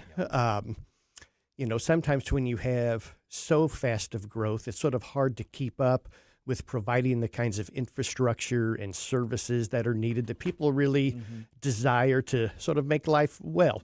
And so I think St. Charles is really thinking about that. How do we maintain and better develop our infrastructure, those amenities that really help attract people and keep people there to make life well in St. Charles County? Okay, so for those maybe just coming on board, we're visiting with Grant Black from the Hammond Institute for Free Enterprise at Lindenwood University. You're a nonpartisan organization. You're about free enterprise and teaching people and all of that sort of thing. But the details of the upcoming debate of the St. Charles County Executives race, let's give that one more time. And that's up on the website already, I think, right? Yes, it should be. It's up on your website, and we should have it up on ours. It's the St. Charles County Executive Debate. It will be on Tuesday, June 2nd. It's starting at 6:30. It will run to about 8:30. It's at the Scheidegger Center for the Arts at Lindenwood University. This is completely free. No tickets or registration required, so you can just walk right in. So this is very, very easy. I think importantly, this is designed, as us as an educational institution, this is designed to be a nonpartisan setting. We're here to really help just inform the public, allow them to hear these candidates, discuss these local issues and their priorities for the future. This will be a moderated debate, so I think that's important. This isn't just sort of the candidates sort of a free-for-all saying whatever they'd like. And so they'll have a few minutes to kind of share a little bit, and then we'll have a panel that will lead some discussions that I think will get at a lot of the issues that the local community is really interested in. And they're going to get some challenging questions. I think so for sure. Yeah, because whoever's leading St. Charles is leading a significant part of the state's economy. Yes. Here as well. All right, and Green, you just mentioned something unrelated to this because you all do so much of that personal financial education as well. You're hoping to hang out with people at the zoo. That's right. You're like, what does that have to do with Lindenwood University and the Hammond Institute for Free Enterprise? But this is kind of cool, especially if you've got like kids you want to teach the basics of personal finance and things. Yeah, so this is National Financial Literacy Month. So all kinds of people all around the country involved in a lot of financial education initiatives. You didn't get me a card, Grant. Of course, I didn't get you a card for that either. So we are being a part of an initiative called Money Smart Month in St. Louis that is hosting an event at the St. Louis Zoo. That'll be on Saturday, April 18th. I believe it starts at 9 and it'll run till about noon. Totally free. It'll be in the Living World exhibit. And so anybody can come on through. There's going to be tons of organizations there, including us, just helping provide information and some engagement with families and young kids, really getting them to really think about the importance of really personal finance principles and how to start young. I think one of the best things is how do you start instilling this at a young age to really develop these habits and patterns that set you up for success throughout your life. So a lot of resources there for the families. There'll be fantastic resources for families, so definitely come out and check it out. And the giraffes will be there. That's right. As well. All right. Let's give out the website and the social media stuff so people can connect with that. They're going to, obviously, you can look at newstalkstl.com for the debate itself, but for that and the other events, how do they get in touch with you at the Hammond Institute? So you can find us at hammondinstitute.org, and we'll try to have information up on those events coming up and lots of other things that are happening. Always something happening there. Grant, good chat with you again. Thanks so much. Thanks so much. All right. Turns out that, we did not vaporize 90 million people in Iran last night. And just in case, like, maybe you had a poly market wager on that or something like that, we are going to update you at 8:20 when we get into the updates at the news dump.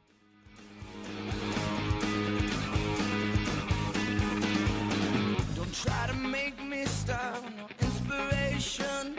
You have a soul so dark, it is no more. And all at once depart, no destination. You're making cold my heart to fight your war. Stop it right now! Mike Ferguson in the morning They were drinking water out of the toilet. on News Talk STL. Before you blow us all. Ready for instant curb appeal that comes with a 25-year transferable warranty? Call Rhino Shield today. We do brick, block, stucco, asbestos, aluminum, steel, cedar, and more. Over the past 20 years, we've done thousands of homes, businesses, churches, schools, condos, parking garages, large metal buildings, and strip malls, from Champaign to the Lake of the Ozarks. We do flat and sloped metal roofs to extend their lives too. Proud to be veteran-owned and manufactured in the good old USA, so we're tariff-free. We're exceeding expectations every day. Evaluations are free. A+ rated with the BBB and a lot of 5-star Google reviews. Call 877-25-RHINO, 877-25-RHINO, or 877-25rhino.com. See what we did there? Genius. Tell them, ladies. Don't paint, don't vinyl, go Rhino Shield. Never paint your house again. Rhino Shield.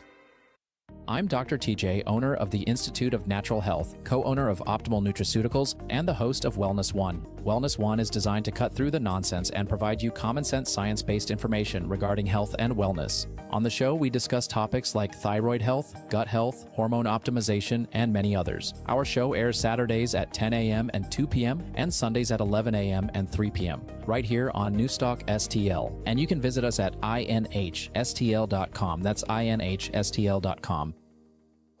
Looking for an underwater adventure or a scaly new friend? Dive into Tropical World Pets on Watson Road. For 32 years, this family-owned wonderland has been St. Louis's go-to destination for all things aquatic and reptilian. With over 7,000 square feet of aquariums, we're home to the area's largest selection of freshwater fish, including rare cichlids you won't find anywhere else. But that's not all. We've got tarantulas, snakes, and lizards galore. Tropical World Pets, 314-849-4020, or visit twpstl.com.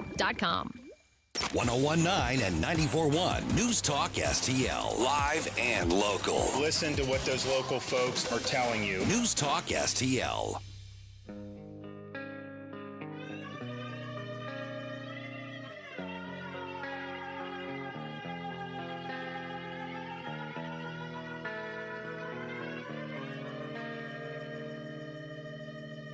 In my eyes, indisposed, in disguises no one knows, hides the face, lies the snake. Hey folks, Jamie Allman here, waiting for you for the 3 Martini Lunch, the Common Sense Radio, the Allman Report on News Talk STL. Now back to Mike Ferguson in the morning.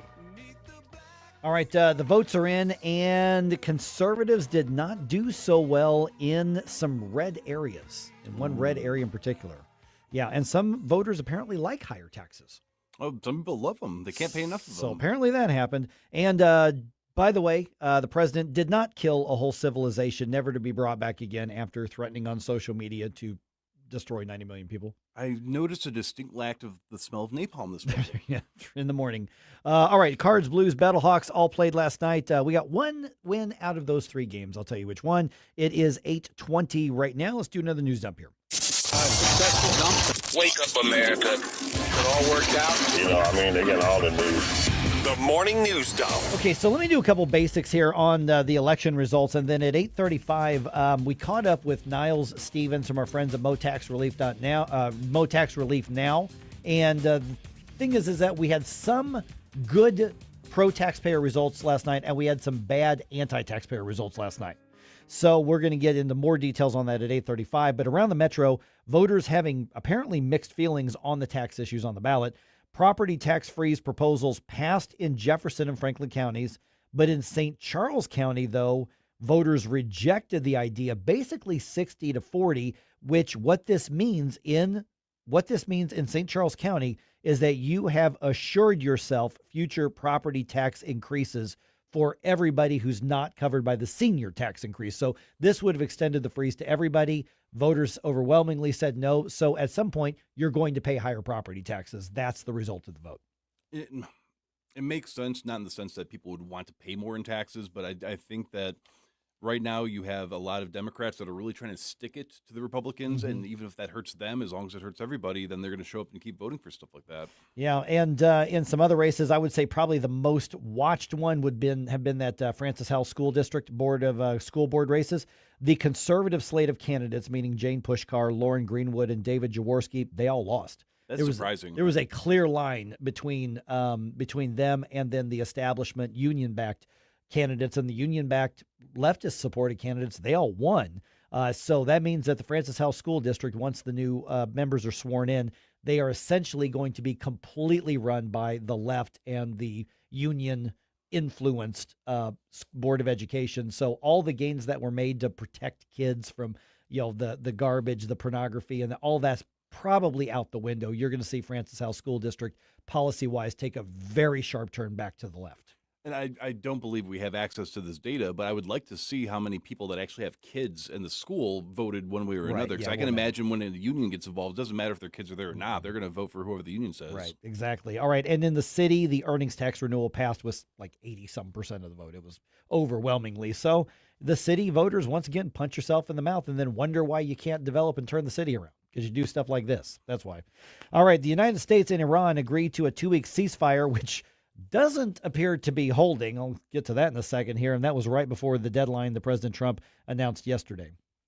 And violent language, the president had warned that Iran's whole civilization would die and never be brought back again unless his demands were met. Shortly before the deadline, Donald Trump announced a suspension in military attacks subject to Iran's agreement. Iran's Supreme National Security Council accepted the ceasefire but said it doesn't mean an end to the war. The Iranian foreign minister said passage through the Strait of Hormuz will be allowed for the next 2 weeks under Iranian military management. Greg Clugston, Washington. And so for a ceasefire, there's a lot of stuff getting blown up as we speak right now. So this is the least ceasefire-y of the ceasefires that we've seen in a while. And it also doesn't seem like everybody that's supposed to be involved in it are clear on the terms of what they are supposedly agreeing to or not agreeing to. So it looks like as of right now, the U.S. is the only one not dropping bombs. Yeah, we're getting a lot of conflicting reports out of the Middle East. But one thing that all of the news outlets are showing us live is that missiles are still flying literally while we're speaking right now. So if there's a ceasefire, it's not very ceasefire-ish. I'm convinced it's basically just the U.S. and Iran that said, okay, we'll stop targeting each other. Yeah, but there's missiles flying otherwise. Yes. All right, the Justice Department announcing on Tuesday it is officially creating a division to focus on public sector fraud. And this is a nationwide investigation series. Acting Attorney General Todd Blanche stressing why he feels the new division is so important. With over $1 trillion at stake every single year, threatened by increasingly sophisticated and opportunistic fraudsters, the time for this comprehensive and coordinated approach is now. And Assistant Attorney General Colin McDonald is going to lead that new division. This is something that should not be controversial, but it will be completely political. But there should be, just like every state has an auditor, there should be a division when there are billions and billions and billions of dollars involved, or like Todd Blanche said, maybe even $1 trillion involved. There needs to be somebody whose job it is to make sure that the money goes where it's supposed to go and it's not being wasted, so eventually we can spend less of it. So almost like a Doge committee, something like that. Well, yeah, or an auditor committee. Yeah, exactly. Doge, I would love to see a Doge type committee in every federal government area to look for ways to cut costs. I would love to see that. All right, Governor Mike Kehoe signs the first laws passed in the 2026 legislative session. One strengthens penalties for grooming minors for sex, adding criminal penalties for sextortion, meaning blackmailing somebody with pictures or other, intimate information. And it also mandates anti-human trafficking training for law enforcement. And you may say, wait a minute, grooming was legal before? Well, kind of. It was just never defined. Abusing somebody, adults or children, obviously is illegal and is prosecuted. But there was never a definition of grooming a child. So that's now defined in Missouri state law. And this is going to sound weird, but I mean, you can try to attempt to groom a child and then back out of the actual abuse of this. Right. It sounds like if they do this properly, you can cut down on that behavior of, maybe their parents are getting too suspicious. Now I need to pull myself back. It's not illegal. Well, now it is. The reality is that most of the time, probably what this will be used as far as prosecutions go is after somebody is caught victimizing probably a child, is that they will then be able to tack on other things because then they'll discover how they groomed them. I don't know how preventative this is going to be, but they may be able to find somebody preventatively on it. So we'll see what they do. But I think it's a good thing that you can obviously add to an abuser and you can add to their penalties and you can throw them in jail for longer. See, I think Gabe had the right idea. You feed a few of them to some wood chippers, and then the problem will go away after time. Word gets around, right? Yes. All right, another law that was signed allows divorces to happen while the woman is still pregnant. That repeals a law that was put on the books in the 1970s because until this law goes into effect in August, if the woman involved in a divorce is pregnant, then they will basically put the whole divorce on hold and grant it after she gives birth, but not while she's pregnant. So that's going to change in Missouri. Which, I mean, before it wasn't that they couldn't separate if there was a valid reason, but I think that's the right choice, especially because if you start the divorce, then you find out you're pregnant. Of course, under the previous law, you're kind of stuck. Yep. And Senator Nick Schroer's juvenile justice bill was signed into law, and among other things, and this was a lot of stuff that was included here, it makes it easier for minors to be charged as adults if they commit violent grown-up crimes. You want to act like an adult? Be treated like an adult. That's what's going to happen here. All right. The crew of 4 astronauts aboard Artemis 2 sharing a phone call, a connection with the astronauts on the International Space Station. That had to be kind of cool. And this, of course, is after they went past the moon and they are on their way back to Earth. NASA Administrator Jared Isaacman was on America Reports on Fox giving an update on the mission itself. This is a first of its kind. This is the first time astronauts have ever been on this rocket. This is the first time astronauts have ever been on Orion before. Having a clean mission like this so far gives us the confidence for Artemis 3. And, of course, when we land astronauts back on the moon with Artemis 4. Okay, and the Artemis 2 crew is going to land back on Earth Friday evening. See, this is why I can't be an astronaut. I'd be so tempted to make the first prank call from space. Yes, I get it. And the thing is that you would probably prank me from space. Yes, I would. I would be the target. So, all right. Okay, so the Battlehawks just could not contain the Renegades offense last night. They lost 31-15 in Dallas. There were some dropped passes as well that contributed. I think the Renegades were going to win no matter what, but it could have been a different game. Battlehawks are back at home on Sunday hosting the Birmingham Stallions at the Dome. Listen, the Battlehawks Renegades game, the top 2 teams in the UFL, the 2 best teams in the UFL, 5,000 people showed up in Dallas, which is a lot bigger than St. Louis. Only 5,000 people showed up for that game. I guarantee if that was a home game, absolutely packed. Yes. So let's get the 30+ thousand out Sunday afternoon at the Dome for the game against the Stallions. All right, the Cardinals scored twice in the 10th inning. Yep, they went to extra to get the win over the Nationals in Washington, D.C. So the Cardinals and the Nationals both have won one game of the series. Deciding game is today at 3:05.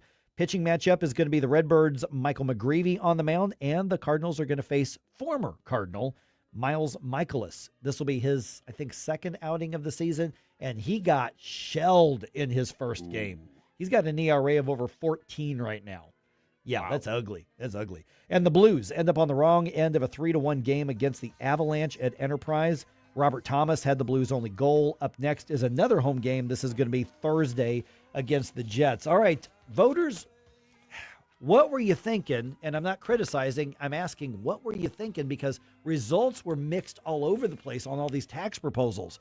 Niles Stevens from Mo Tax Relief Now is going to be with us. Well, we talked to him just a little bit ago, and we're going to have that discussion for you at 8:35.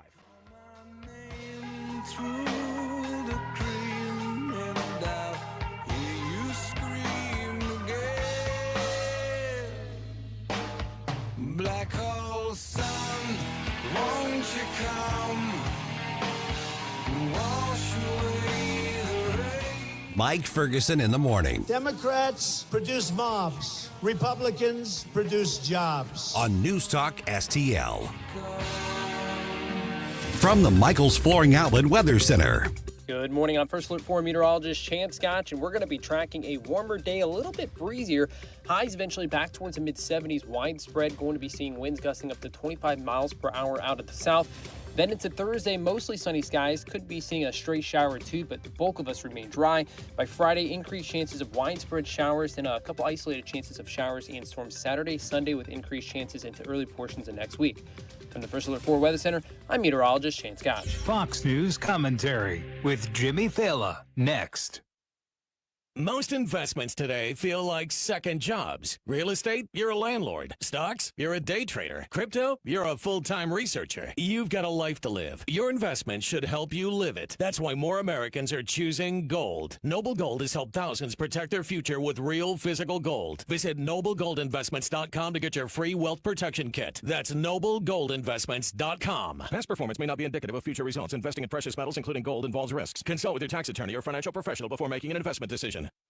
Here's Jimmy Fallon. What the left likes to do is they like to come up with an attack angle that requires no thought at all. Give them an angle that allows them to form a concrete opinion about a pivotal issue without injecting any thought or research into it whatsoever. When it comes to the Iran war, what they keep telling you is he still hasn't explained what we're doing there. Marco Rubio has explained what we're doing there so many times he's going to drop an F-bomb on live TV if you ask him again. How many times has Trump said they can't have a nuclear bomb? That's what we're doing there. We negotiated, they can't have a nuclear bomb. We hit their uranium, what we thought was their enriched uranium supply last June. Turns out they were lying to inspectors. There was other uranium. They can't enrich that uranium and have a nuclear bomb. That's why we're going in. For more commentary like this, go to foxnewspodcast.com. Hello, St. Louis. This is Everett Jones of Jones Air and Water Treatment. I know you're ready for some summer weather. While we still have the spring to get through, this is a great time to think about your swimming pools. That's right, now is a great time to save on EcoSmart salt-free, chlorine-free, acid-free pool products. Call now and get 50% off glass pack media and 15% off all other EcoSmart products. Call now at 636-899-1040, now through the end of April. Looking for a hardware store that treats you like family? Welcome to True Value Schneider's Hardware, your local gem in Old Town St. Peters. For over 100 years, we're proudly serve you St. Charles County, providing everything from lawn and garden supplies to plumbing and electrical. Need a bolt or fastener? We've got you covered. And don't forget, we're a steel dealership. Whether you need sales, parts, or service, ask for Charlie or Jerry when you come in. We're here to help. Call 636-278-4461 or visit us online at truevalue.com/Schneiders. Ever feel like just a number in a waiting room? Hi, I'm Shannon Tribune, Director of Operations with Body of Health Direct Primary Care. Navigating the medical system can be a maze of stress. I'm your personal guide at Body of Health. I handle the messy parts of medical care, the logistics and complex coordination, both in and outside our walls, so you and Dr. Tobler, that's my dad, can focus on what matters most, your health. At Body of Health, you're not just a patient, you're part of the family, because that's healthcare the way it ought to be. To learn more, schedule a discovery call at bodyofhealth.com. If you have a phone, you have a radio. Download the all-new NewsTalk STL app. Love the all-new NewsTalk STL app. On my way to work in the morning. Usually I'm in the car. I listen on the app in my car every morning going to work. Download the NewsTalk STL app and listen anytime, anywhere.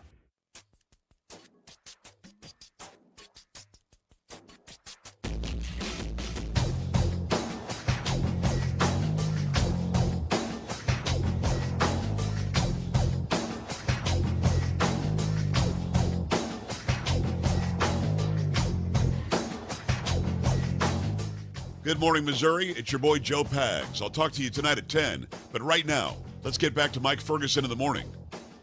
Mixed results on all the tax proposals, propositions on the ballot. That's what I think was interesting, because so you can look and say, what was the general trend or momentum? I don't know that there was one. It was hyper local, I think, is what happened here. So are we now? We have Niles. Okay, we've got Niles Stevens from Mo Tax Relief Now with us right now. And Niles, I mean, there was a big push, obviously, tax reform. There's an appetite for it. I'm going to start with the big one in St. Charles County. This one wasn't even close. Voters said no to freezing the property taxes. So either they really like higher property taxes or the establishment got through, because in other areas, this thing passed. I mean, Franklin County, Jefferson County, they voted to freeze their property taxes for everybody. What happened in St. Charles County, in a much more populous area and what we would think is a more conservative area, but they're okay with increased taxes, apparently. Yeah, thanks, Mike.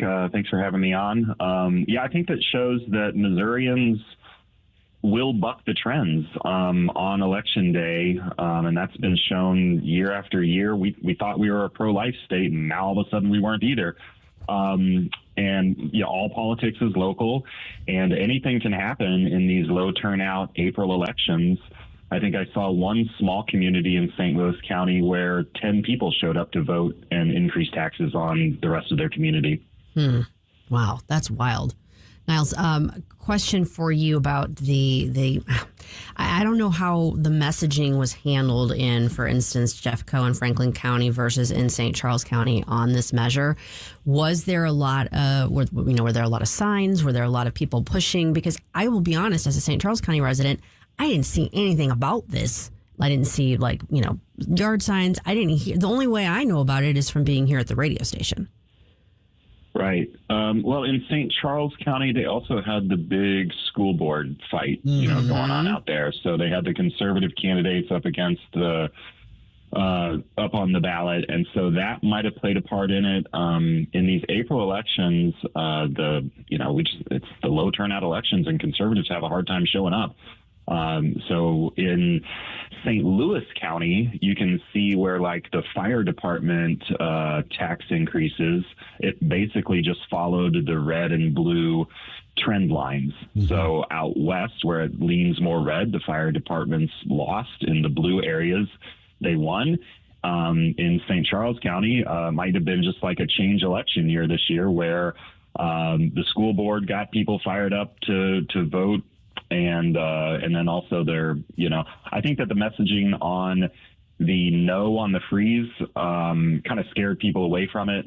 They have already given seniors a tax freeze, and then another freeze on top would have affected services. And so those people that are receiving the services, the people that are providing the government services, they probably just did a better job at messaging to make sure that they had funding, their funding got continued. Yeah, and regarding your lines on the red and blue, if you look at St. Louis County on the sales tax increase plans that in theory is supposed to eventually lower some property taxes. We'll see where that happens. That passed in Afton. It passed in Blackjack. It let's see here. It failed in Creve Coeur. It failed in Fenton. It passed in Florissant. It passed in Kinloch. It passed in Lemay. It passed in Maryland Heights. Let's see here. Where else? It failed. Metro West, it failed. Mid-County passed. Monarch failed. North County passes. Northeast Ambulance passes.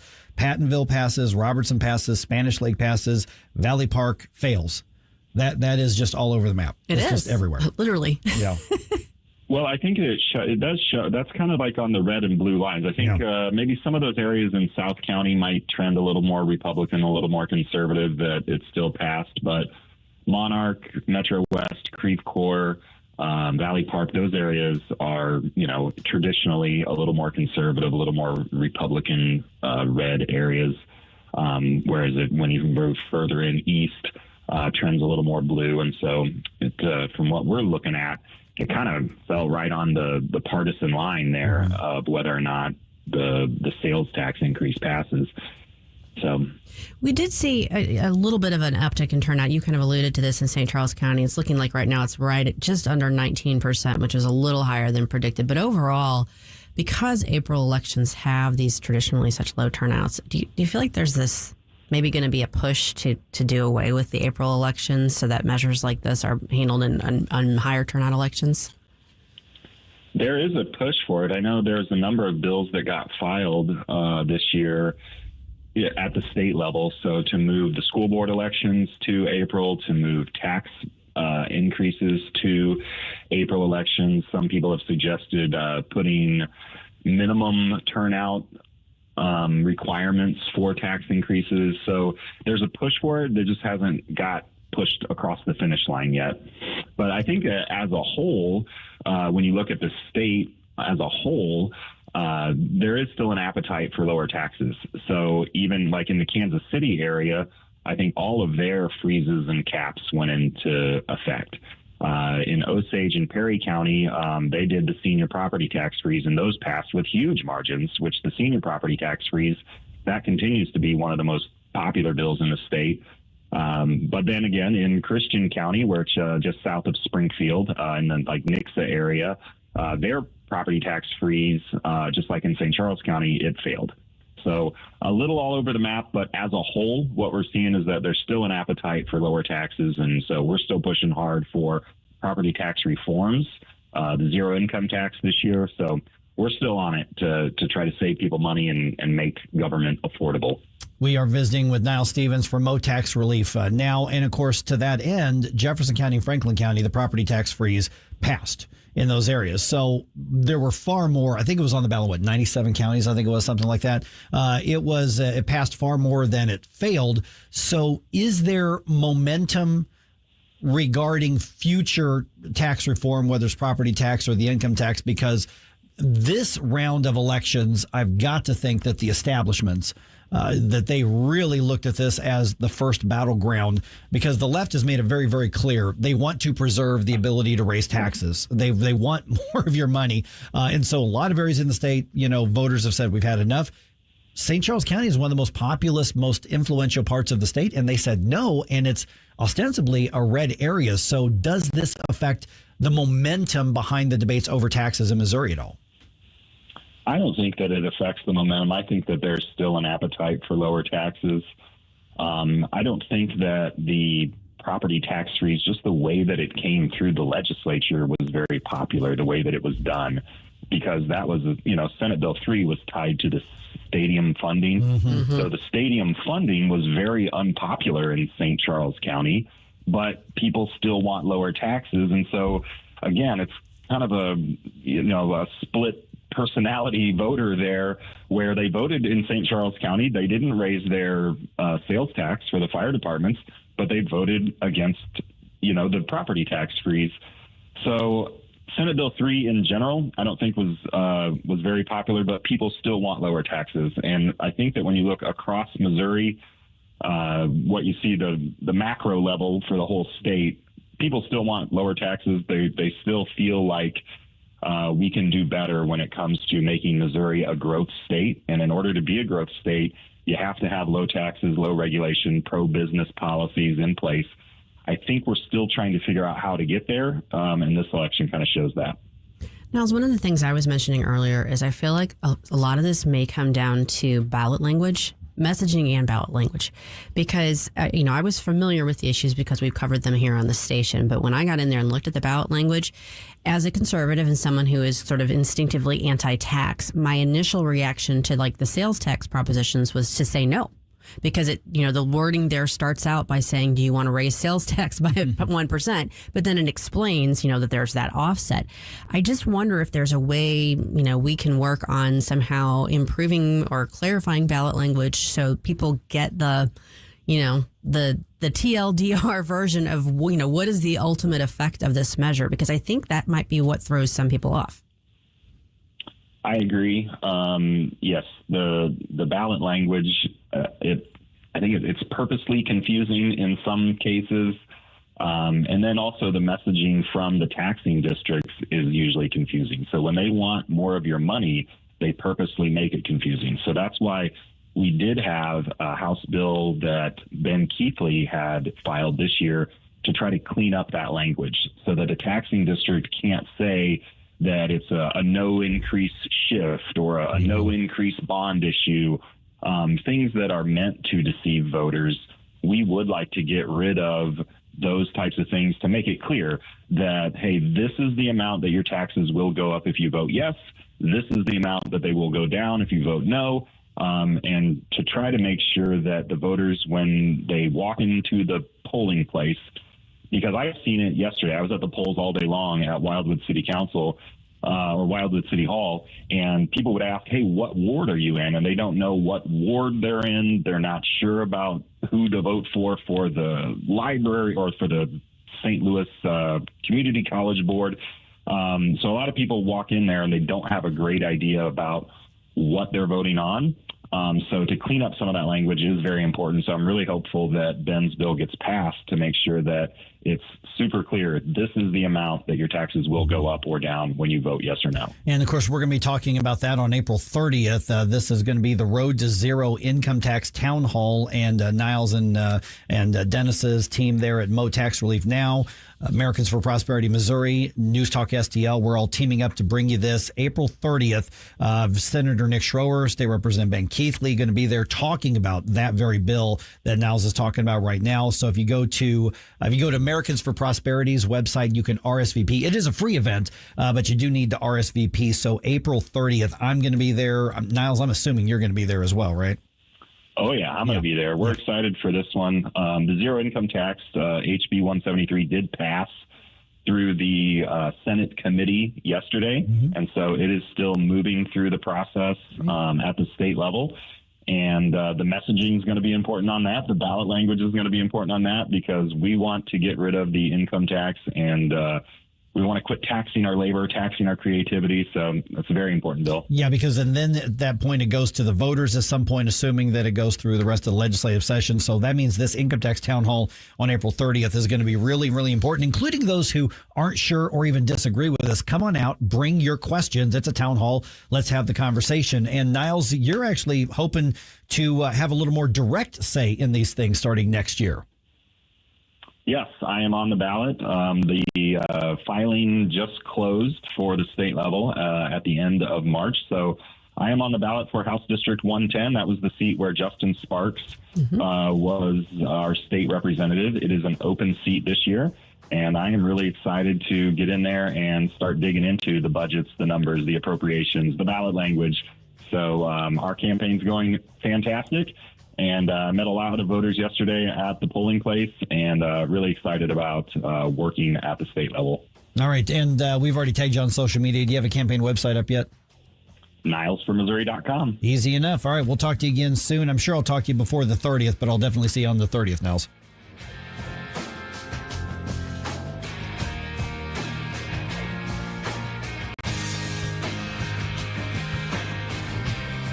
Mike Ferguson in the morning. I've driven all over Washington, D.C. I cannot find the money tree. On News Talk STL.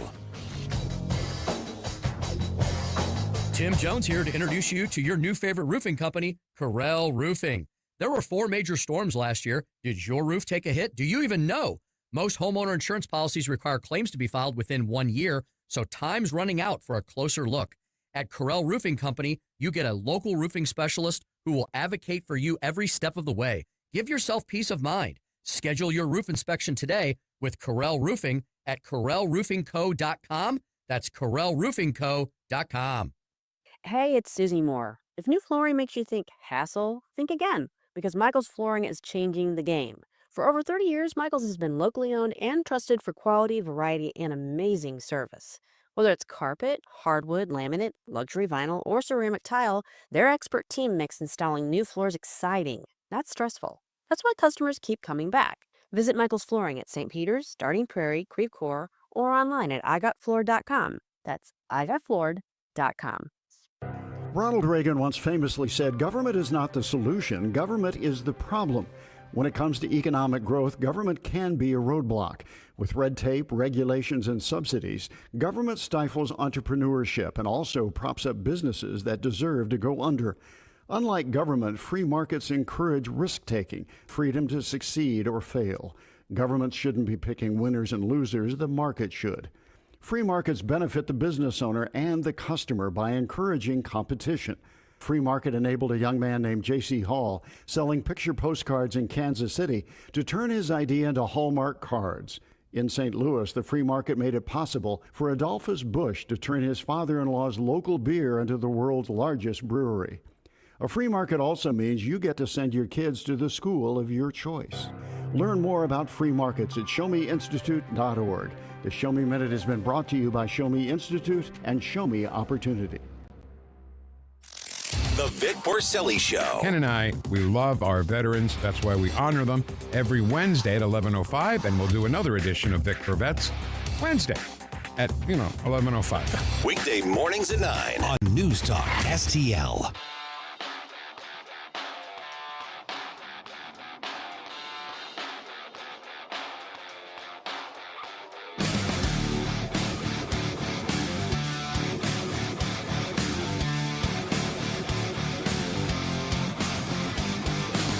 Let's get back to all this madcap mayhem with Mike Ferguson in the morning. But don't forget, stick around for Jones and Arps every Monday through Friday, 4 to 6 p.m.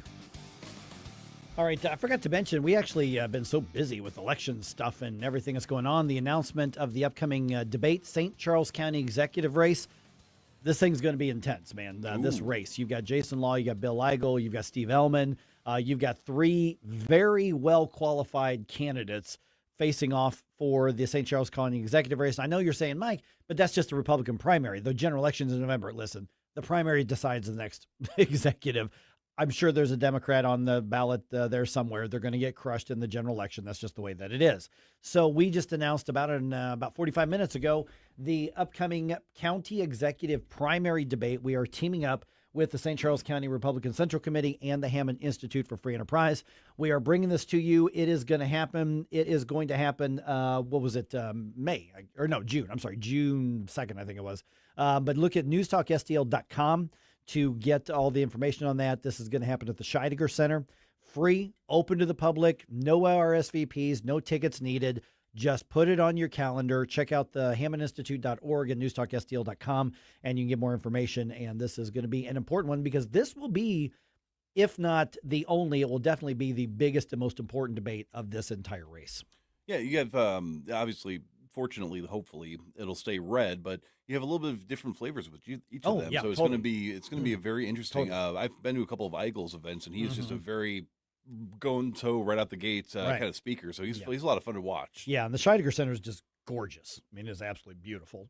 I really enjoy our events up there. That's where we had the Steve Forbes event.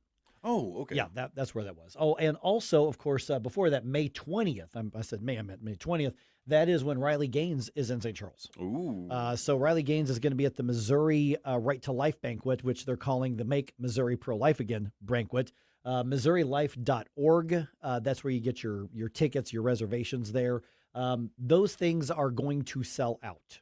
So if you want to sponsor a table, that's the way to do it. But Riley Gaines is the keynote speaker, which is going to be, I enjoyed last year's, but I'm looking forward to this one a lot more than even last year's. All right, 8:53 right now. The ceasefire that really isn't a ceasefire. No. Yeah, I guess we're not bombing anybody, but it looks like everybody else is bombing everybody else. So this is what I've been able to confirm in the past 20 or so minutes is essentially, so Israel disagrees that Lebanon was part of the ceasefire. They said, we're still going to bomb them no matter what. Pakistan and Iran have said, no, this was part of the condition of us reopening the strait.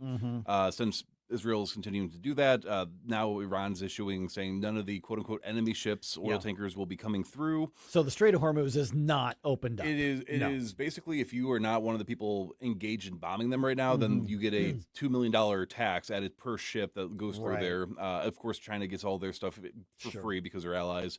And then I guess Iran struck Saudi Arabia's oil pipeline. The UAE is now doing a massive bombing campaign against Iran's oil fields.